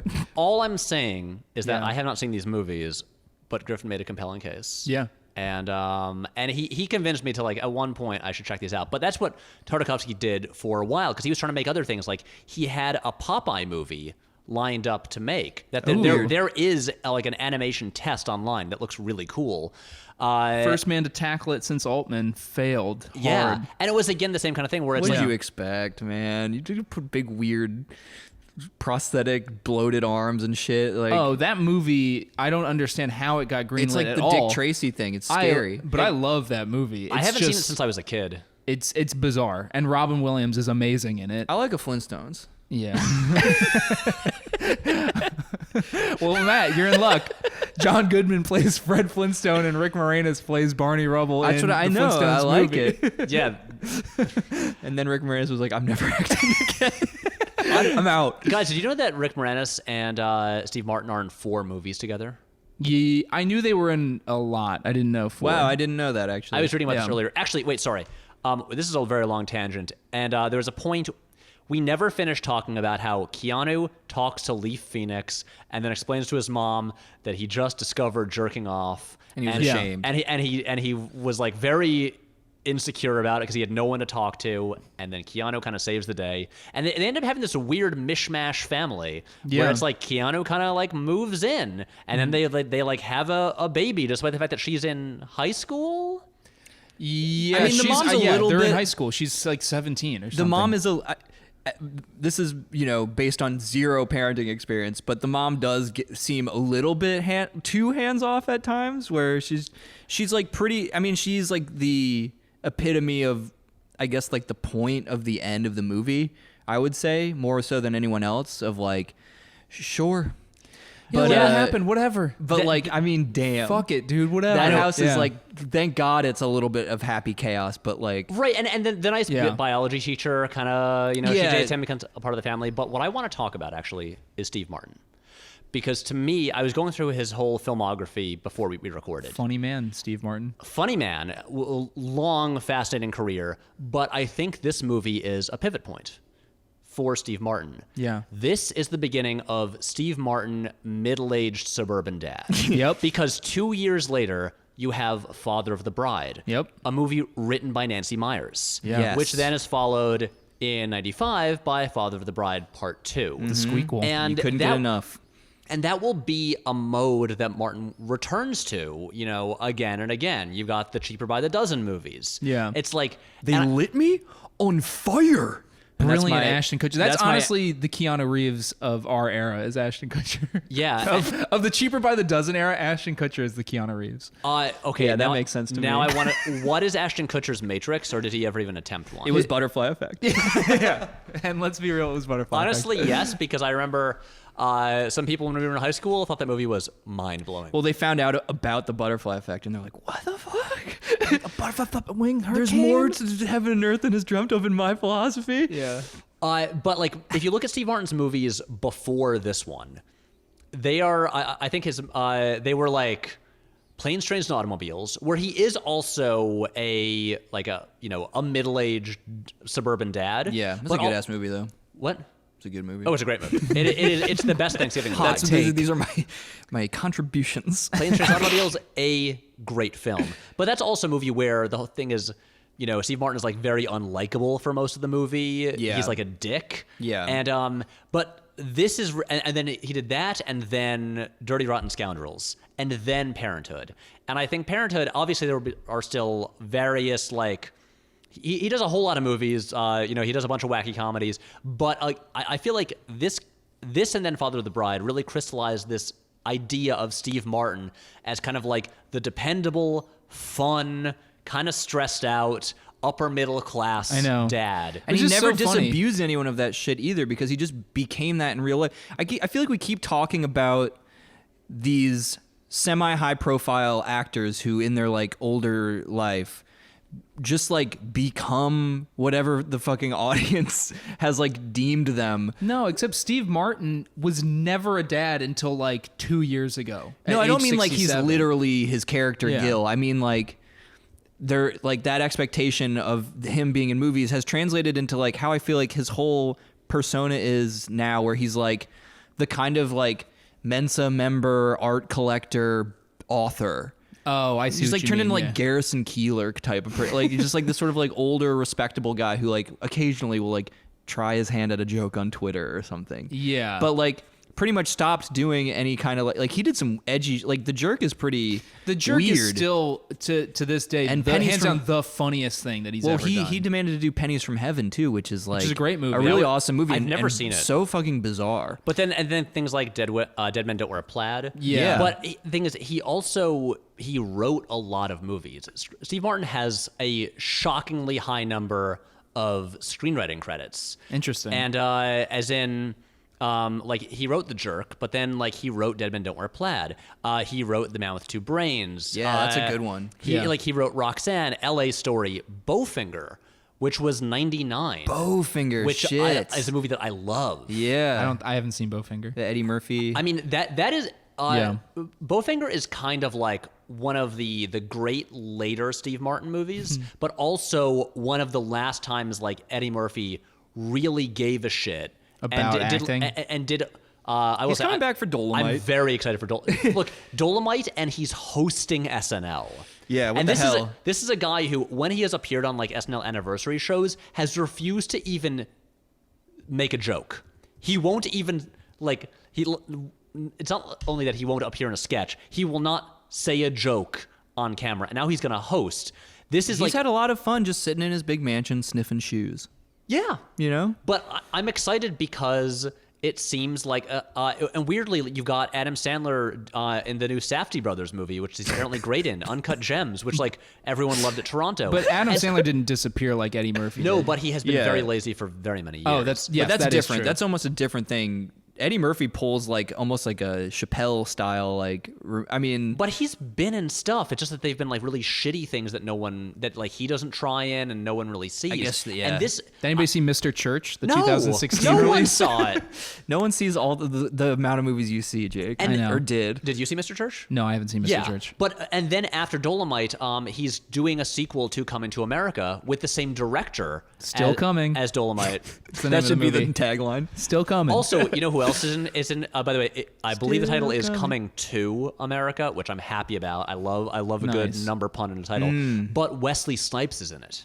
Interesting. There's Okay. a guy who I've been wanting to have a comeback. But anyway, all I've been saying is it seems like this is the year that both Eddie Murphy and Adam Sandler were like, maybe we'll try again. Right. Yeah. But What was your larger point about Steve Martin, though? but You were Bowfinger, telling- we were what I was talking saying about about Bowfinger was just that Eddie Murphy, like that was a very good movie that he really Yeah. gave a shit in and like gave a really cool comedic performance, and it was one of the last times that happened. Right. And then we had a lot of things like Showtime and I Spy and Norbit. and in Orbit. Well, and Norbit, I think is he tried in Dreamgirls and was really good, and then Norbit may have cost him an Oscar. But the thing about Steve Martin, just my whole point that I think I've already stated is just that I think this movie is like a transition point in terms of like how the culture thinks of Steve Martin. That's like true. when we imagine him like in a very comfortable home with like Diane Keaton being like, uh-oh, my daughter's getting married. Diane Keaton is just standing idly in like off to the center of the room. She's making a nice soup or something. You can smell the cooking. Yeah, there's a it's huge lentils. kitchen. It's like, oh man, our daughter's having a baby, and so is my 50-year-old wife. Yeah, and he's like, and I need to make a choice about which direction I want to take my art career. Yeah. Guys, have you seen Father of the Bride Part 2? No, I haven't I've seen the first seen, one, but I could tell you literally zero things about Okay, it. see, these are movies that my mom and sister really, really liked, and so they would just watch them whenever they were on TV, and so I ended up just by osmosis seeing them several times as well. Yeah. But I think it was like last year, maybe around Thanksgiving, they were watching Father of the Bride Part 2 because it was on TV, and I joined them for some of it. And it's like, May I join you? My name's Patrick, and I'd like to join you for a little bit of Father of the Bride Part 2. that's, oh my God, it felt Of like course, Patrick, join us. Yeah. Good Mrs. Willems. really good Patrick's mom impression. Yeah. But it's good. It's a pretty fun movie, but there's a subplot in Father of the Bride Part 2 where Steve Martin is like, our daughter is like married and having a kid. We're empty nesters. We've got this big house. Maybe it's time to like sell the house and downsize. Right. And so he like waffles like back and forth on this, and then he does finally sell the house. And then in the third act, realizes that he loves the house and just buys his like $2 million house back. Oops. Because they can't let go of it, and now they've got a baby. Hey, that's a very profound thing from Nancy Myers to come to the conclusion of. It's just it's like hilariously unrelatable. Yeah. Well, honestly, his arc in Parenthood is somewhat similar in that like they build up his job and gets his job back and like immediately. and losing his job is like a big crux of the plot and like whether or not he'll be able to handle raising the kids without it. And he gets it back so quickly. Like, and like he's not only does he get it back almost immediately, but he's like, and Phil was, or whatever that guy's name was crying. Yeah. And he was like, please, I love you, please come back. But I thought, because I was annoyed at that too, because like I thought it was more, again, as a grounded dramedy, like here's this guy who has this big family and he's trying to do right by them. Yeah. And he just simply can't give his entire life the way this weird single driven dude can. Yeah. Which is like something I think happens in a lot of workplaces where like I see this in like, especially in like the kind of unhealthy tech startup, like what's the difference between like your job and like a place where you're like having a beer and like there's a food truck and like, you know what I mean? Yeah. It's like young, there's a shared company playlist on the internet. It's like a young guy thing. Yeah. And as soon as you are beholden to something larger than yourself and like that, There's no respect given. then suddenly. you're going to get ousted probably. So Matt, Yeah. you are a young, unmarried, childless guy. Yes. Why aren't you rising up through the ranks, doing whatever it takes to land these clients? Get that to big bring in window the- view. to bring the money into the yeah, firm. you're right. I fucking... Or at least for this podcast, you should be out there like booking the big guests. Yeah, I where's want your- fucking A-listers. Why isn't Keanu on the show now? Yeah, where's your crisp like card with your name on it? Yeah. In Cillian Rail font. Yeah, all the right. color is bone. Yeah. Bone. Come on, dude. Wait, can I make a point? No. Do you know who plays? No. Do you know who plays Steve You Martin's can't- boss? No, you can't though. Do you know who plays Steve Martin's boss? You can't. I told you can't make a point. It's too like It's too late. Matt, you want me to make this point? Wow. Okay. You got me. Okay. The What a salesman. The actor. Salesman. The actor is Dennis Dugan, who is not well known as an Double D. actor, but is very well known as a director. Dugan. What did Dugan do? Hadouken. Okay. Content. This is why we are hated by a number of people. Yes. So his breakout film as a director was Happy Gilmore. But then he went on to make such movies as I Now Pronounce You Chuck and Larry, You Don't Mess with Beautiful the Zohan, film. Grown Ups, Just Go With It, Jack and Jill, Grown Ups 2. Holy shit. But Don't mess with the Zohan. I did laugh a lot. I've during heard that one's movie. actually pretty It's funny. I Not haven't that seen bad. it. Yeah. But basically, he is Adam Sandler's main collaborator for the very lazy period of Adam Sandler's career. Yeah. But do you know what else he directed? What? Do you know what short-lived television show he directed 4 episodes of, including the pilot? What? Millennium. No, much better, Matt. It's a in quotes comedy show. Studio 6 on the Sunset. No. 60, okay. Much more fun. The than Newsroom? That. No, it's a show that most people don't talk about ever. But then, Oh wait, hold on.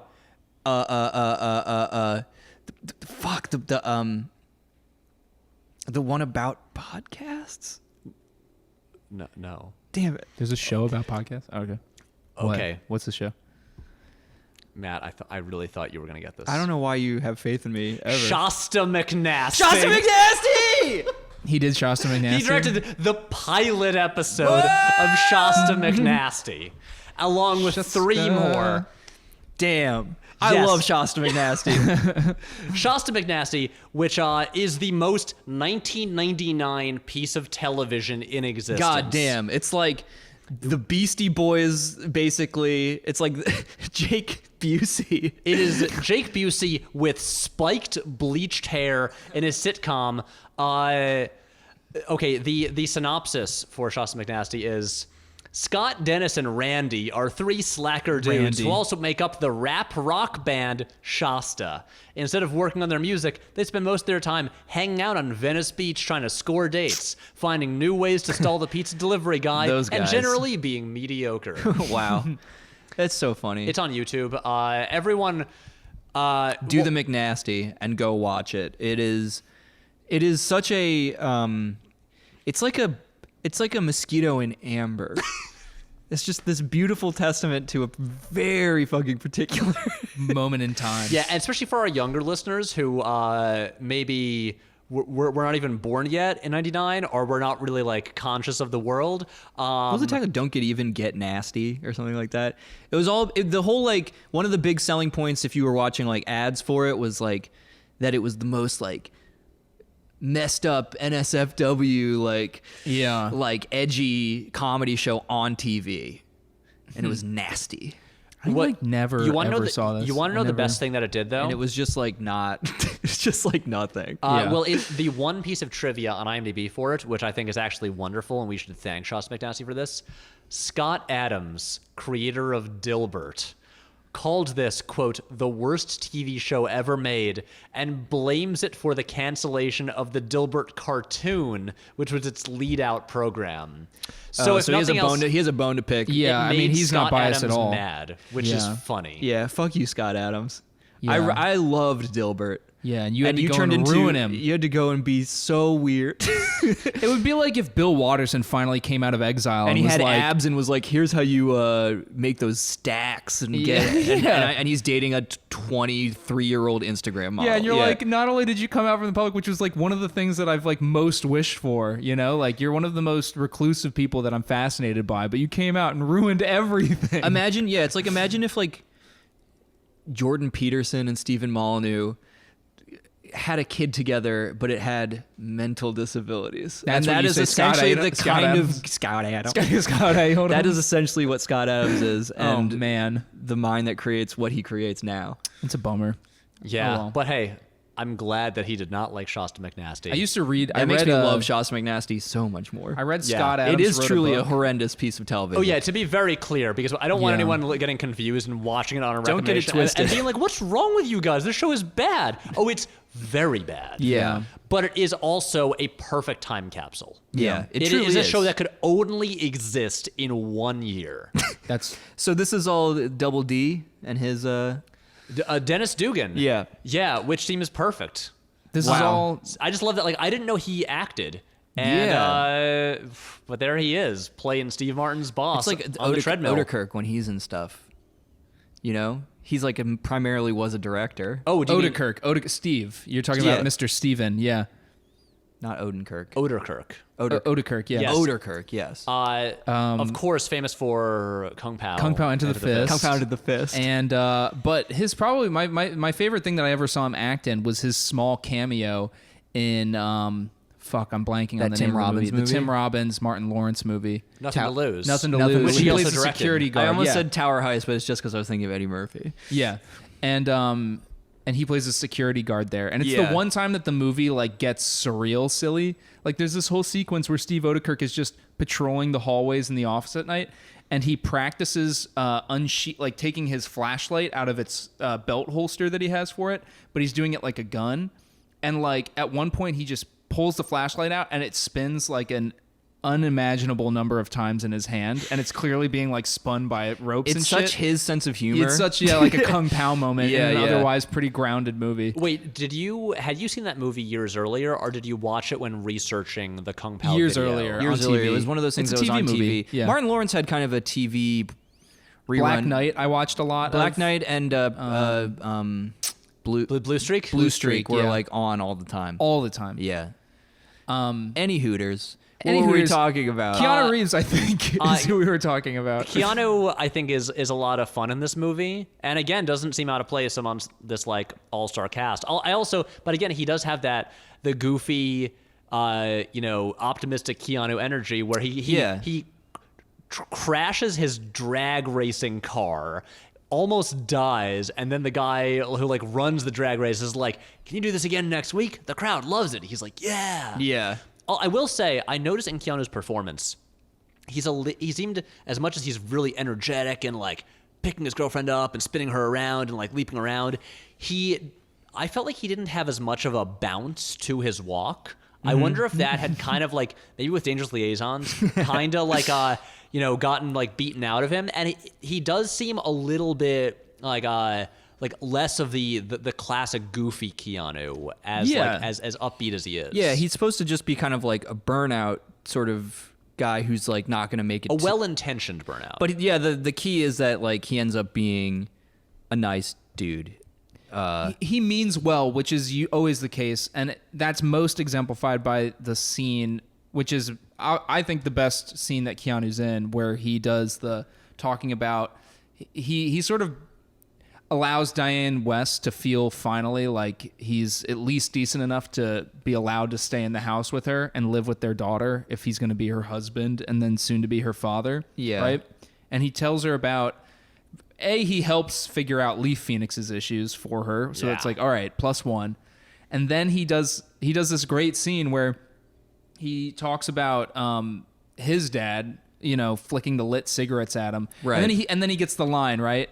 Where he's like, you need a license to drive a car. You need a license to ride in a boat. Hell, you even need a license to catch a fish.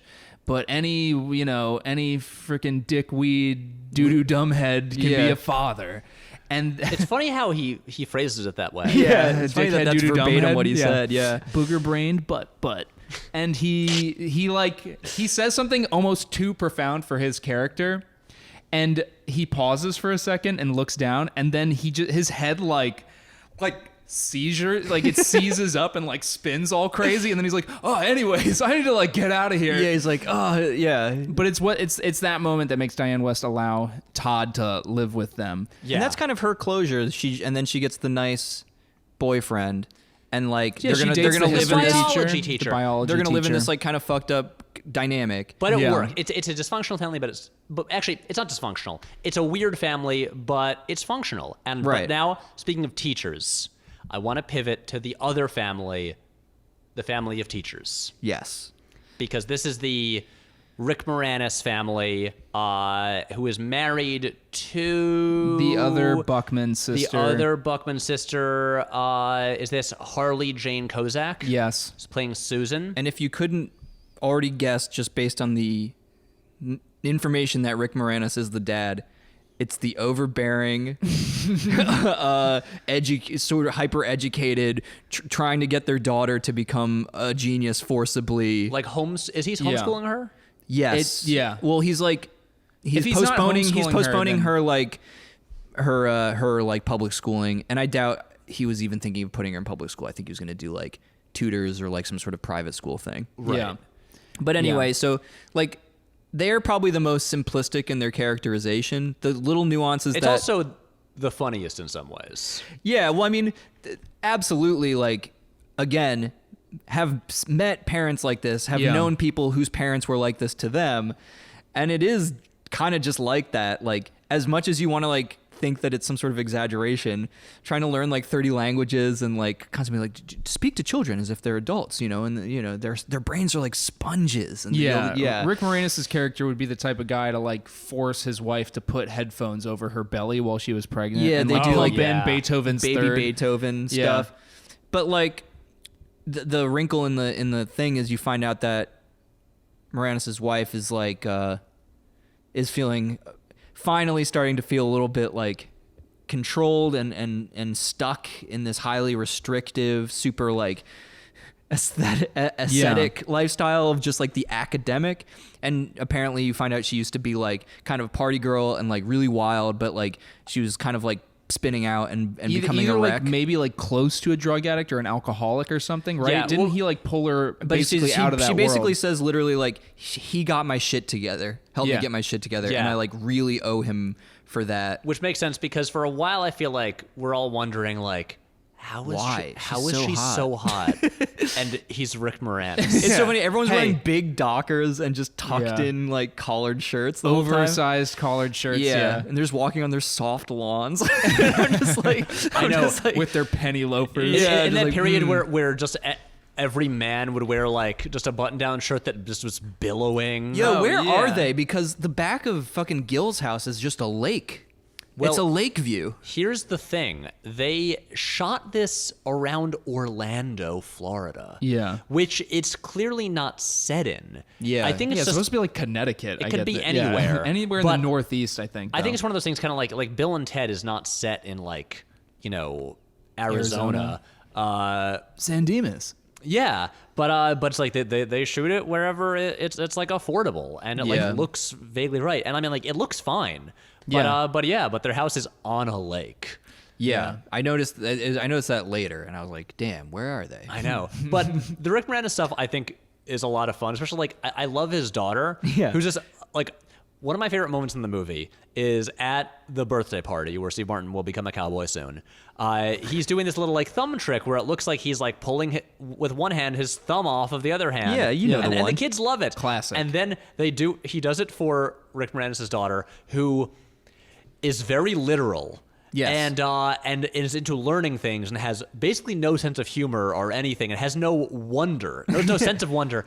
And he does it for her and she just screams. Yeah, she thinking panics. a man ripped off his thumb and just runs to her dad and clutches his leg. Right. She's lacking in the imaginative power. Yeah. But then you have like moments like the one after, you know, Rick Moranis and his wife Susan, you know, they get in an argument because she's like, maybe you should chill out and like let our daughter be normal, and he's like, no, normal people are bad. I mean, I will say I love it when he looks at Steve Martin's son. Yeah, and he just has a bucket over his head and is slamming his head against the wall. I like when he just looks at Steve Martin's son. And he's just like, "What is that kid doing?" And the kid's just literally spinning in a circle. And then his wife goes, "He's spinning. You know, he's just." Why? And he's like, why would he be spinning? And he's like, I don't know, because it's fun. I don't know. The kid seems to be having fun. But there's just Rick Moranis is like, it's not fun. Yeah, it is objectively not fun to spin. Yeah. You get dizzy. But then there's the part where after he leaves the room and she has this shoebox hidden in the closet full of just treats, chocolate and candy. I thought they were gonna like introduce like a bulimia subplot. Yeah, for I a did split too. second. I was like, wait, she's binging chocolate that she's hiding in a closet. It's just one of those things that she knows he'll judge her. Yeah. For like eating things. She clearly came back from like exercising. Empty calories. Yeah, I love hate eating. Yeah, despite somebody. But you know it'd be the thing that like Moranis' character would be like, I mean, come on now. It doesn't make any sense you'd eat something like this. You know the information about like this stuff. You know it's bad. So logically you wouldn't be eating it. Undoubtedly you would be not consuming the amount of candy bars that you're... We've gone over this Please a look at million this pie times. chart that I made for you, You sweetie. can't eat Drake coffee cakes just because they're soft and tasty. Yeah. Just because a Babe Ruth candy bar contains peanuts doesn't simply mean that... the amount of protein required in your daily... Right. Anyway, and Rick Moranis, just the picture of virility and health. Oh, yeah. Dude, he's so hot. Well, here's what's funny, though. He's so hot, is A. But also, she does say that, which made me laugh, which is like, you know... Mary Steenburgen is trying to figure out why she was into Rick Moranis in the first place, right? Yeah, and she gives like, the reason. Why are you could be with anybody. So many other people. You could be with your own brother who apparently wants to fuck you, Tom Hulse. And anyways, so she's like, why do you like him? Cool, weird stepmom. Yeah, in the most fucked up family of all time. And but she's like, yeah, Rick Moranis helped me get my shit back together and like profoundly turned my life around in a positive direction. And you're like, okay, that actually makes sense. But then she also goes, and for some reason, just being told what to do is so fucking hot. And you're like, oh, okay, there She's is like a we sexual were thing too. on each other. She's like, yeah, I couldn't like- get enough of his body and just the way he told me how to like behave in the bed. And then Mary Steenburgen's even like, all right, back off right, a little chill, bit. yo, And chill. I would blow him while he was driving the car on the Well, highway. that is so funny when the roadhead scene where The roadhead scene, I forgot about the roadhead when scene. that started happening, I was like, "Isn't this a PG-13 movie? Yeah. Can they do Steve this?" Martin's getting his dick sucked. And in a then they PG cut it film. off. Steve Martin gets his dick sucked. Well, that was a great Cutaway. hard cut. Yeah. Between her just lowering down and Steve Martin just kind of looking like on both sides of the road a little nervously, and then it just cuts to their bumper warped and like They've smoke smashed coming out of the it. front of the car, and they've just already crashed the car immediately. I want to Then see the that. cop is like, "What happened?" And Steve Martin looks at his wife and he's like, "Honey, you show him what happened." Is it the world or life according to Yeah. Garp or whatever? The world according to Garp? Don't say the scene that you're gonna say. I already know what you're Is gonna that say. I'm just thinking that that's the right thing. Yes. Okay, thank you. I haven't seen it, Matt. Is there a fellatio scene? Yes, there is. Oh, there's so much it's more a than that. vicious fellatio It's scene. brutal. Vicious fellatio. It's really, really like gross. Go ahead, Matt. No, Or it's just should I the just see it? It's just a blowjob and cheating on her husband, and he crashes the car by accident, and she bites his penis off because the impact. Wait, that closes happens her in that mouth. movie? It happens in the book. I've never seen the movie. Yeah. Jesus, I always assumed that was just kind of like a nice Garp happy coasts movie. back in with the headlights out to see if he can catch his wife cheating on him, but she's in another car blowing the guy. Yeah. And so he Oh, coasts he in hits and doesn't her. see him, and he hits the car, and she bites off the penis of the guy that she's cheating on him with. Like the student that she's The student, fucking, yeah. Oh my and he God. can't reattach it. He just has a nub. Yeah, he becomes like what's the word? When you- Micropenis? No, not a micropenis. We can only attach the head I back think on. It's not. He's not. He wouldn't be a eunuch. We 'cause had to that's- lose 80% of the shaft, but the head, the head is fit still perfectly back on. Sir, you're gonna be happy with us. We saved the head. We saved that. We You did do lose have a pee-pee 99% of the shaft. hole, and it is now an acorn penis. That's is one now step a up from toadstool. micro. Yeah. Well, I'm glad I know that now. Yeah, so that's And, something to look I forward wonder to if it's in the reading. movie. I know, right? I wonder who plays the student. I know Robin Williams plays Garp. in Yeah. the That's movie, all but- I know about that yeah. movie. Anyways. But we had to, of course, discuss the roadhead scene. Oh yeah, And it's pretty funny. it is. I chuckled. Steenberg's trying to, I chuckled warmly at that scene. Oh yeah. and the he's. Yeah. And I mean, the movie ends, and it skips ahead. Mary Steenburgen is having a baby. Yep. And then everyone's there in the Beautiful hospital. scene. Everybody in the And hospital. the biology teacher also works at the hospital. yeah. No. He just.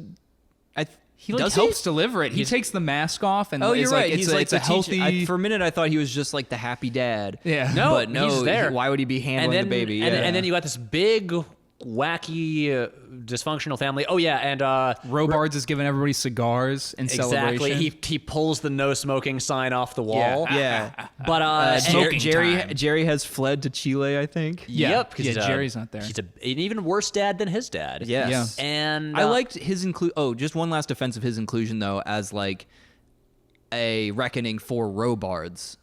Yeah, that's true. Who he gets his own kind of thing where he sees the worst case scenario of his own parenting techniques in this kid that like he loves for his like reflection of himself in him, but then gets to see all the more clearly like the absolutely shitty direction that can take you, and like Right. probably some of his own problems. Anyway, so Robards Yeah. gets a nice little bit of closure as well. yeah, and becomes the adopted parents for cool. for cool, and And he's gonna be so old. and of course Rick know. Moranis, won back his wife by Yeah. Singing corny sing- ass scene. singing a song publicly in her classroom. And this is the kind of thing that makes me more uncomfortable than anything else. It's like, first of all, it is a like big public declaration of love, Yes. which Yeah. makes me nervous. but especially when it happens when someone is at work, and it's like you're messing up their job. This is like No room for love, huh, Pat? Well, no, but it's like this is her classroom. It's this is her class. It's like now her students are gonna bring it up all the time. Yeah. But Pat, that scene had maybe one of my like favorite lines in the whole movie, because it cuts into that. He's singing, right? And you're like, oh, this is a little corny. Okay, we're going to just do it. Rick Moranis is going to sing the song. Mm-hmm. But what is the actress's name? Harley Kozak gets such a good line. He's singing the song and he's like, just so I can be close to you. And like the whole kid, all the kids in the classroom are just watching silently. And it cuts to Harley Kozak and she just goes, sweetie, we're trying really hard to get these kids off of drugs. It's so good. And he just keeps singing, obviously. Also, but those are like the troubled kids or whatever. And it's like, man, they would be They were respectfully listening to this corny shit happening with a man who looks like Rick Moranis coming into your classroom. They would be tearing them up. It would. Yeah. It's just I was just waiting for something to go wrong, and it didn't. I was actually shocked. But but that type of scene makes me more uncomfortable than almost anything else in film. Yeah. Did you not like The Wedding Singer, the end of The Wedding Singer when they're on the plane? Yeah. Or is that different? That's a bit different. It's not her place of work. Yeah, that's the thing. What's like your prime example? I'm blanking on it. Okay. But yeah, going into someone's place of work, just like especially if it's a school. Yeah. Because kids, especially like teenagers, will just laugh at everything and not take things seriously. Yeah. And I'm just thinking like, oh my God, if I were in that class, like this would, like my teacher would never have anything on us again. Yeah. Because it's like she can never tell us like to. We own you. Yeah. No, that's it. It's like we own you forever. The power dynamics because you have now become this like vulnerable human with a personal life in front of our eyes, and we know about like your marital issues. Yeah, and we are some bloodthirsty, completely amoral shark people at that point. Yeah, we know that your husband is like begging you, like, please let me come back in the house and stay with you. Like, damn. Right. And that's so I'm feeling so bad some for adult shit. I remember there was a teacher in my school that was it even high school? No, I think maybe it was 8th grade or something like that. Late middle school. Did I not know this teacher? I don't know if you did. I don't know his name. He was this guy. He had he was my English teacher. I liked him. He had a lip quiver tic that was really pronounced and weird. I know who you're talking about. I didn't have him though. And he would just kind of like randomly stick out his lower lip. This is just one of these instances where it's just the cruelty of like, we found out that like he lost his kids and wife in a massive divorce because of like alcoholism, and he like got sober but like also had a mental breakdown. Right. Because he was hopeless. Yeah. And we found that information out, and literally just zero empathy was created and only humor. We were just I know stupid Liv does that. That's fucking stupid, dude. Yeah, what a dumbass. And well, you're just like, yeah, that's how kids would actually act in that situation. You're not gonna give like a light smattering of applause. To a guy singing some songs. You're just gonna turn even the darkest stuff into something for pure laughter and enjoyment with your peers. That sounds nice, but it's not. Yeah, all I'm saying is that scene made me uncomfortable. Yeah. And I just cringed the whole time. Yeah. I mean, it wasn't on the same level, but it's kind of like how, for me, the scariest movie of 2018 was 8th Grade. I watched almost the whole thing through my fingers in the movie theater because I was so deeply uncomfortable and terrified in every scene.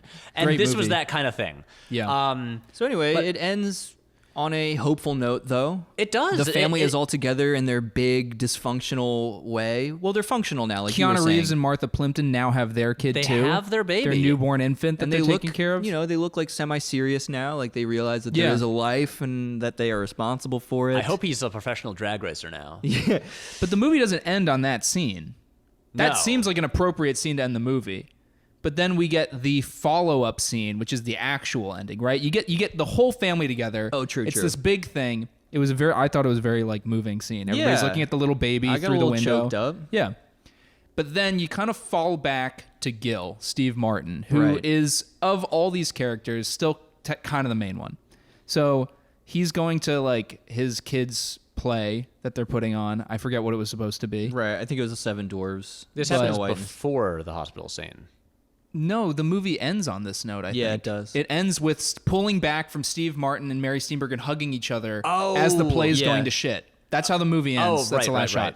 So, because their daughter's playing Dopey, and in the Yeah. scene, she's being like, as her character, Yeah. as supposed to happen in the play, she's being like, kind of like, I guess it looks like bullied or pushed around by the other dwarves. Yep. And Cut her to little little brother is like, "Don't hurt my sister." And It's really Good cute. brother and impression. he's really cute, and he runs up, and just the whole play is ruined. And Gil, And then I love the mom too. It's just like they're ruining the play. It's just like, the shut one the mom, fuck up. the play.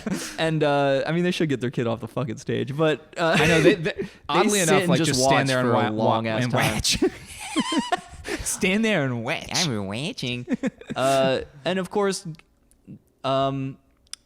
you know, the mom is laughing because she's made peace and she's a stronger person. Yeah. Then Steve Martin, And who's a big Gil, worrywart. Yeah, and Gil like starts to have a panic attack. You get that stylized kind of like roller coaster sounds come in, and the cameras gets all wavy. Yeah. And then he slowly Well, he sees her laughing. looks at his beautiful wife Yeah. and realizes that life is a highway.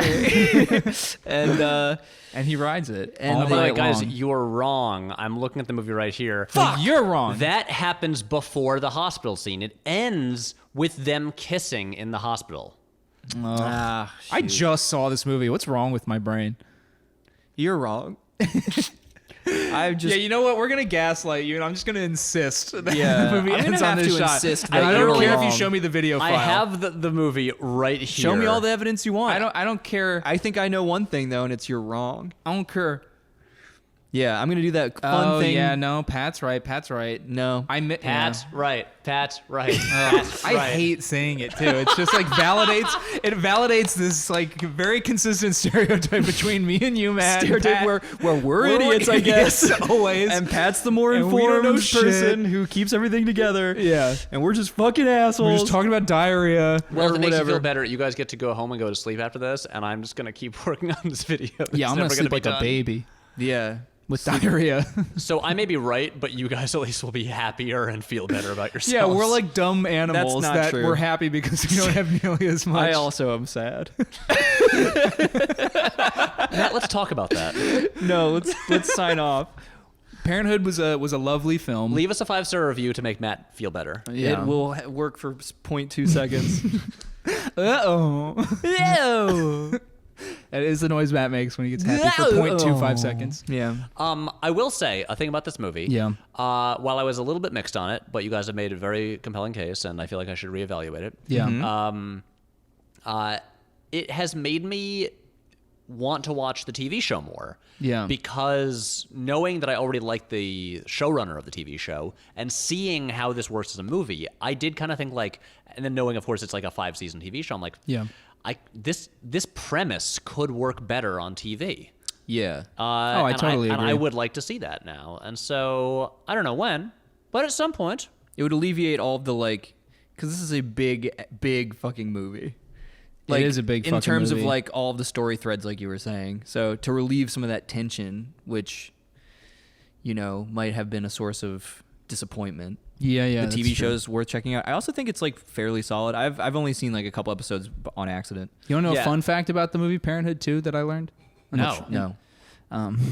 Tell us, Jake. I read that Helen Mirren, she said she's childless, doesn't have any kids, but she said that the one time that she ever regretted making that decision was after having just watched the movie Parenthood when it came Really? out. And she said she like wept for 20 minutes after the Wow. movie was over and then got over it. But Helen she did Mirren. say like she felt like deeply unhappy So- from watching this movie. If that's not, I just thought that was like a very weird but interesting fact. if that's not something of an endorsement, then I don't know what is. it definitely is. By the It way, brought Helen Mirren to her knees. you guys see Helen Mirren in the latest video on Vin Diesel's Instagram?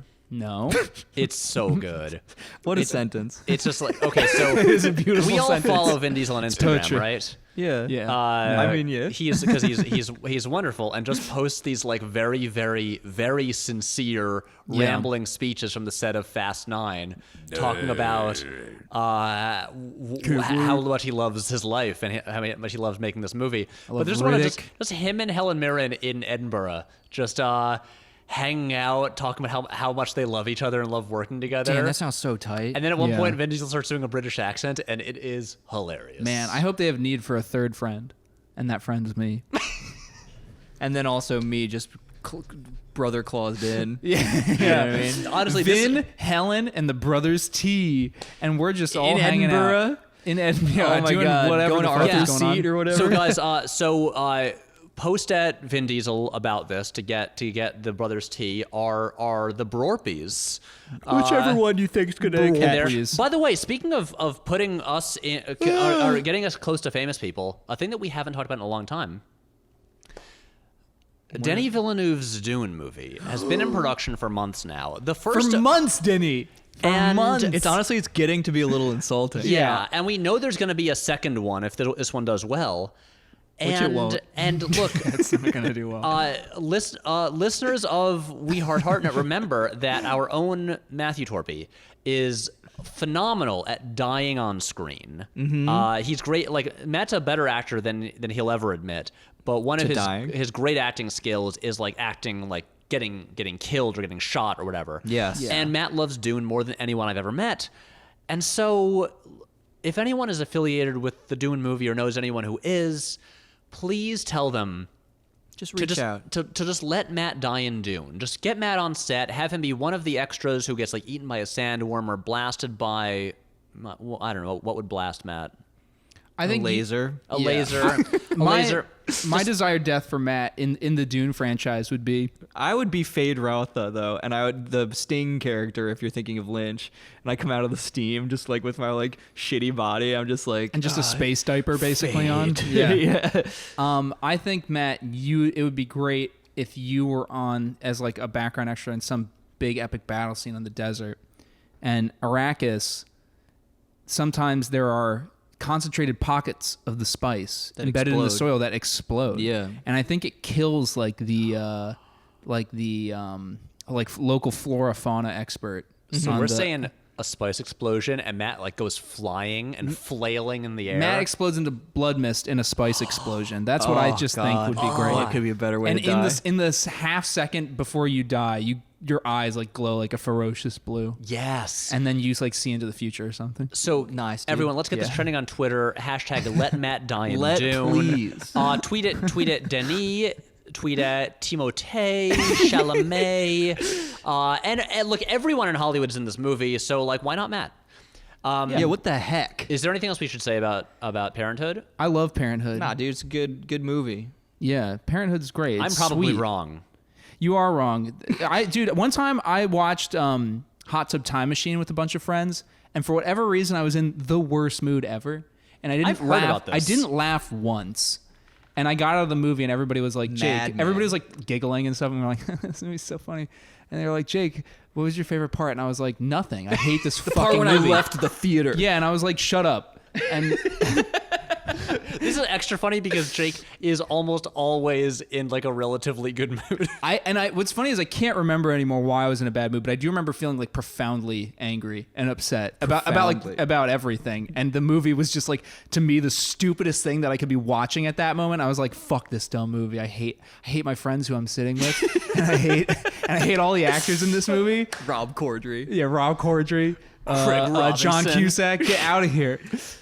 Everybody just retire. You're all And canceled. so the lesson is, Yeah. I should watch it again when my brain is less frazzled and I can like think straight. Well, yeah, just that. Yeah, Just watch it with an open heart. yeah. Your mood can affect the way you watch things. That's a pretty basic ass point. But Yeah. So And, goodbye. So yeah, so that It's so, been good. so that has And been that's Parenthood. And come back here next week. Please come back next week. Oh, God. We really want you to. We're hurting. Because next week, we love all our listeners, and our next movie is I Love You to Death.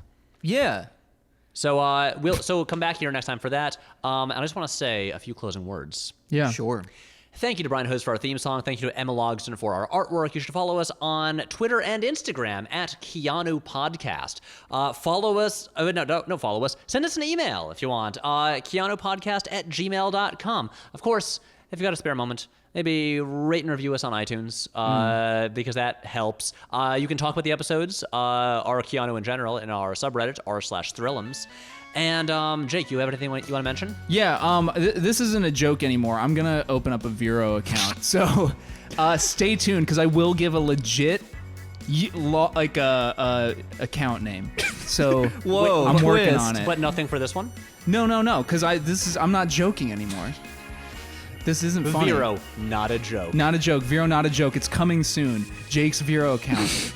The unveiling, the grand unveiling. Grand unveiling. I swear to God, I'm getting a Vero account. Get hyped. Be excellent to each other. Fucking yeah. Later.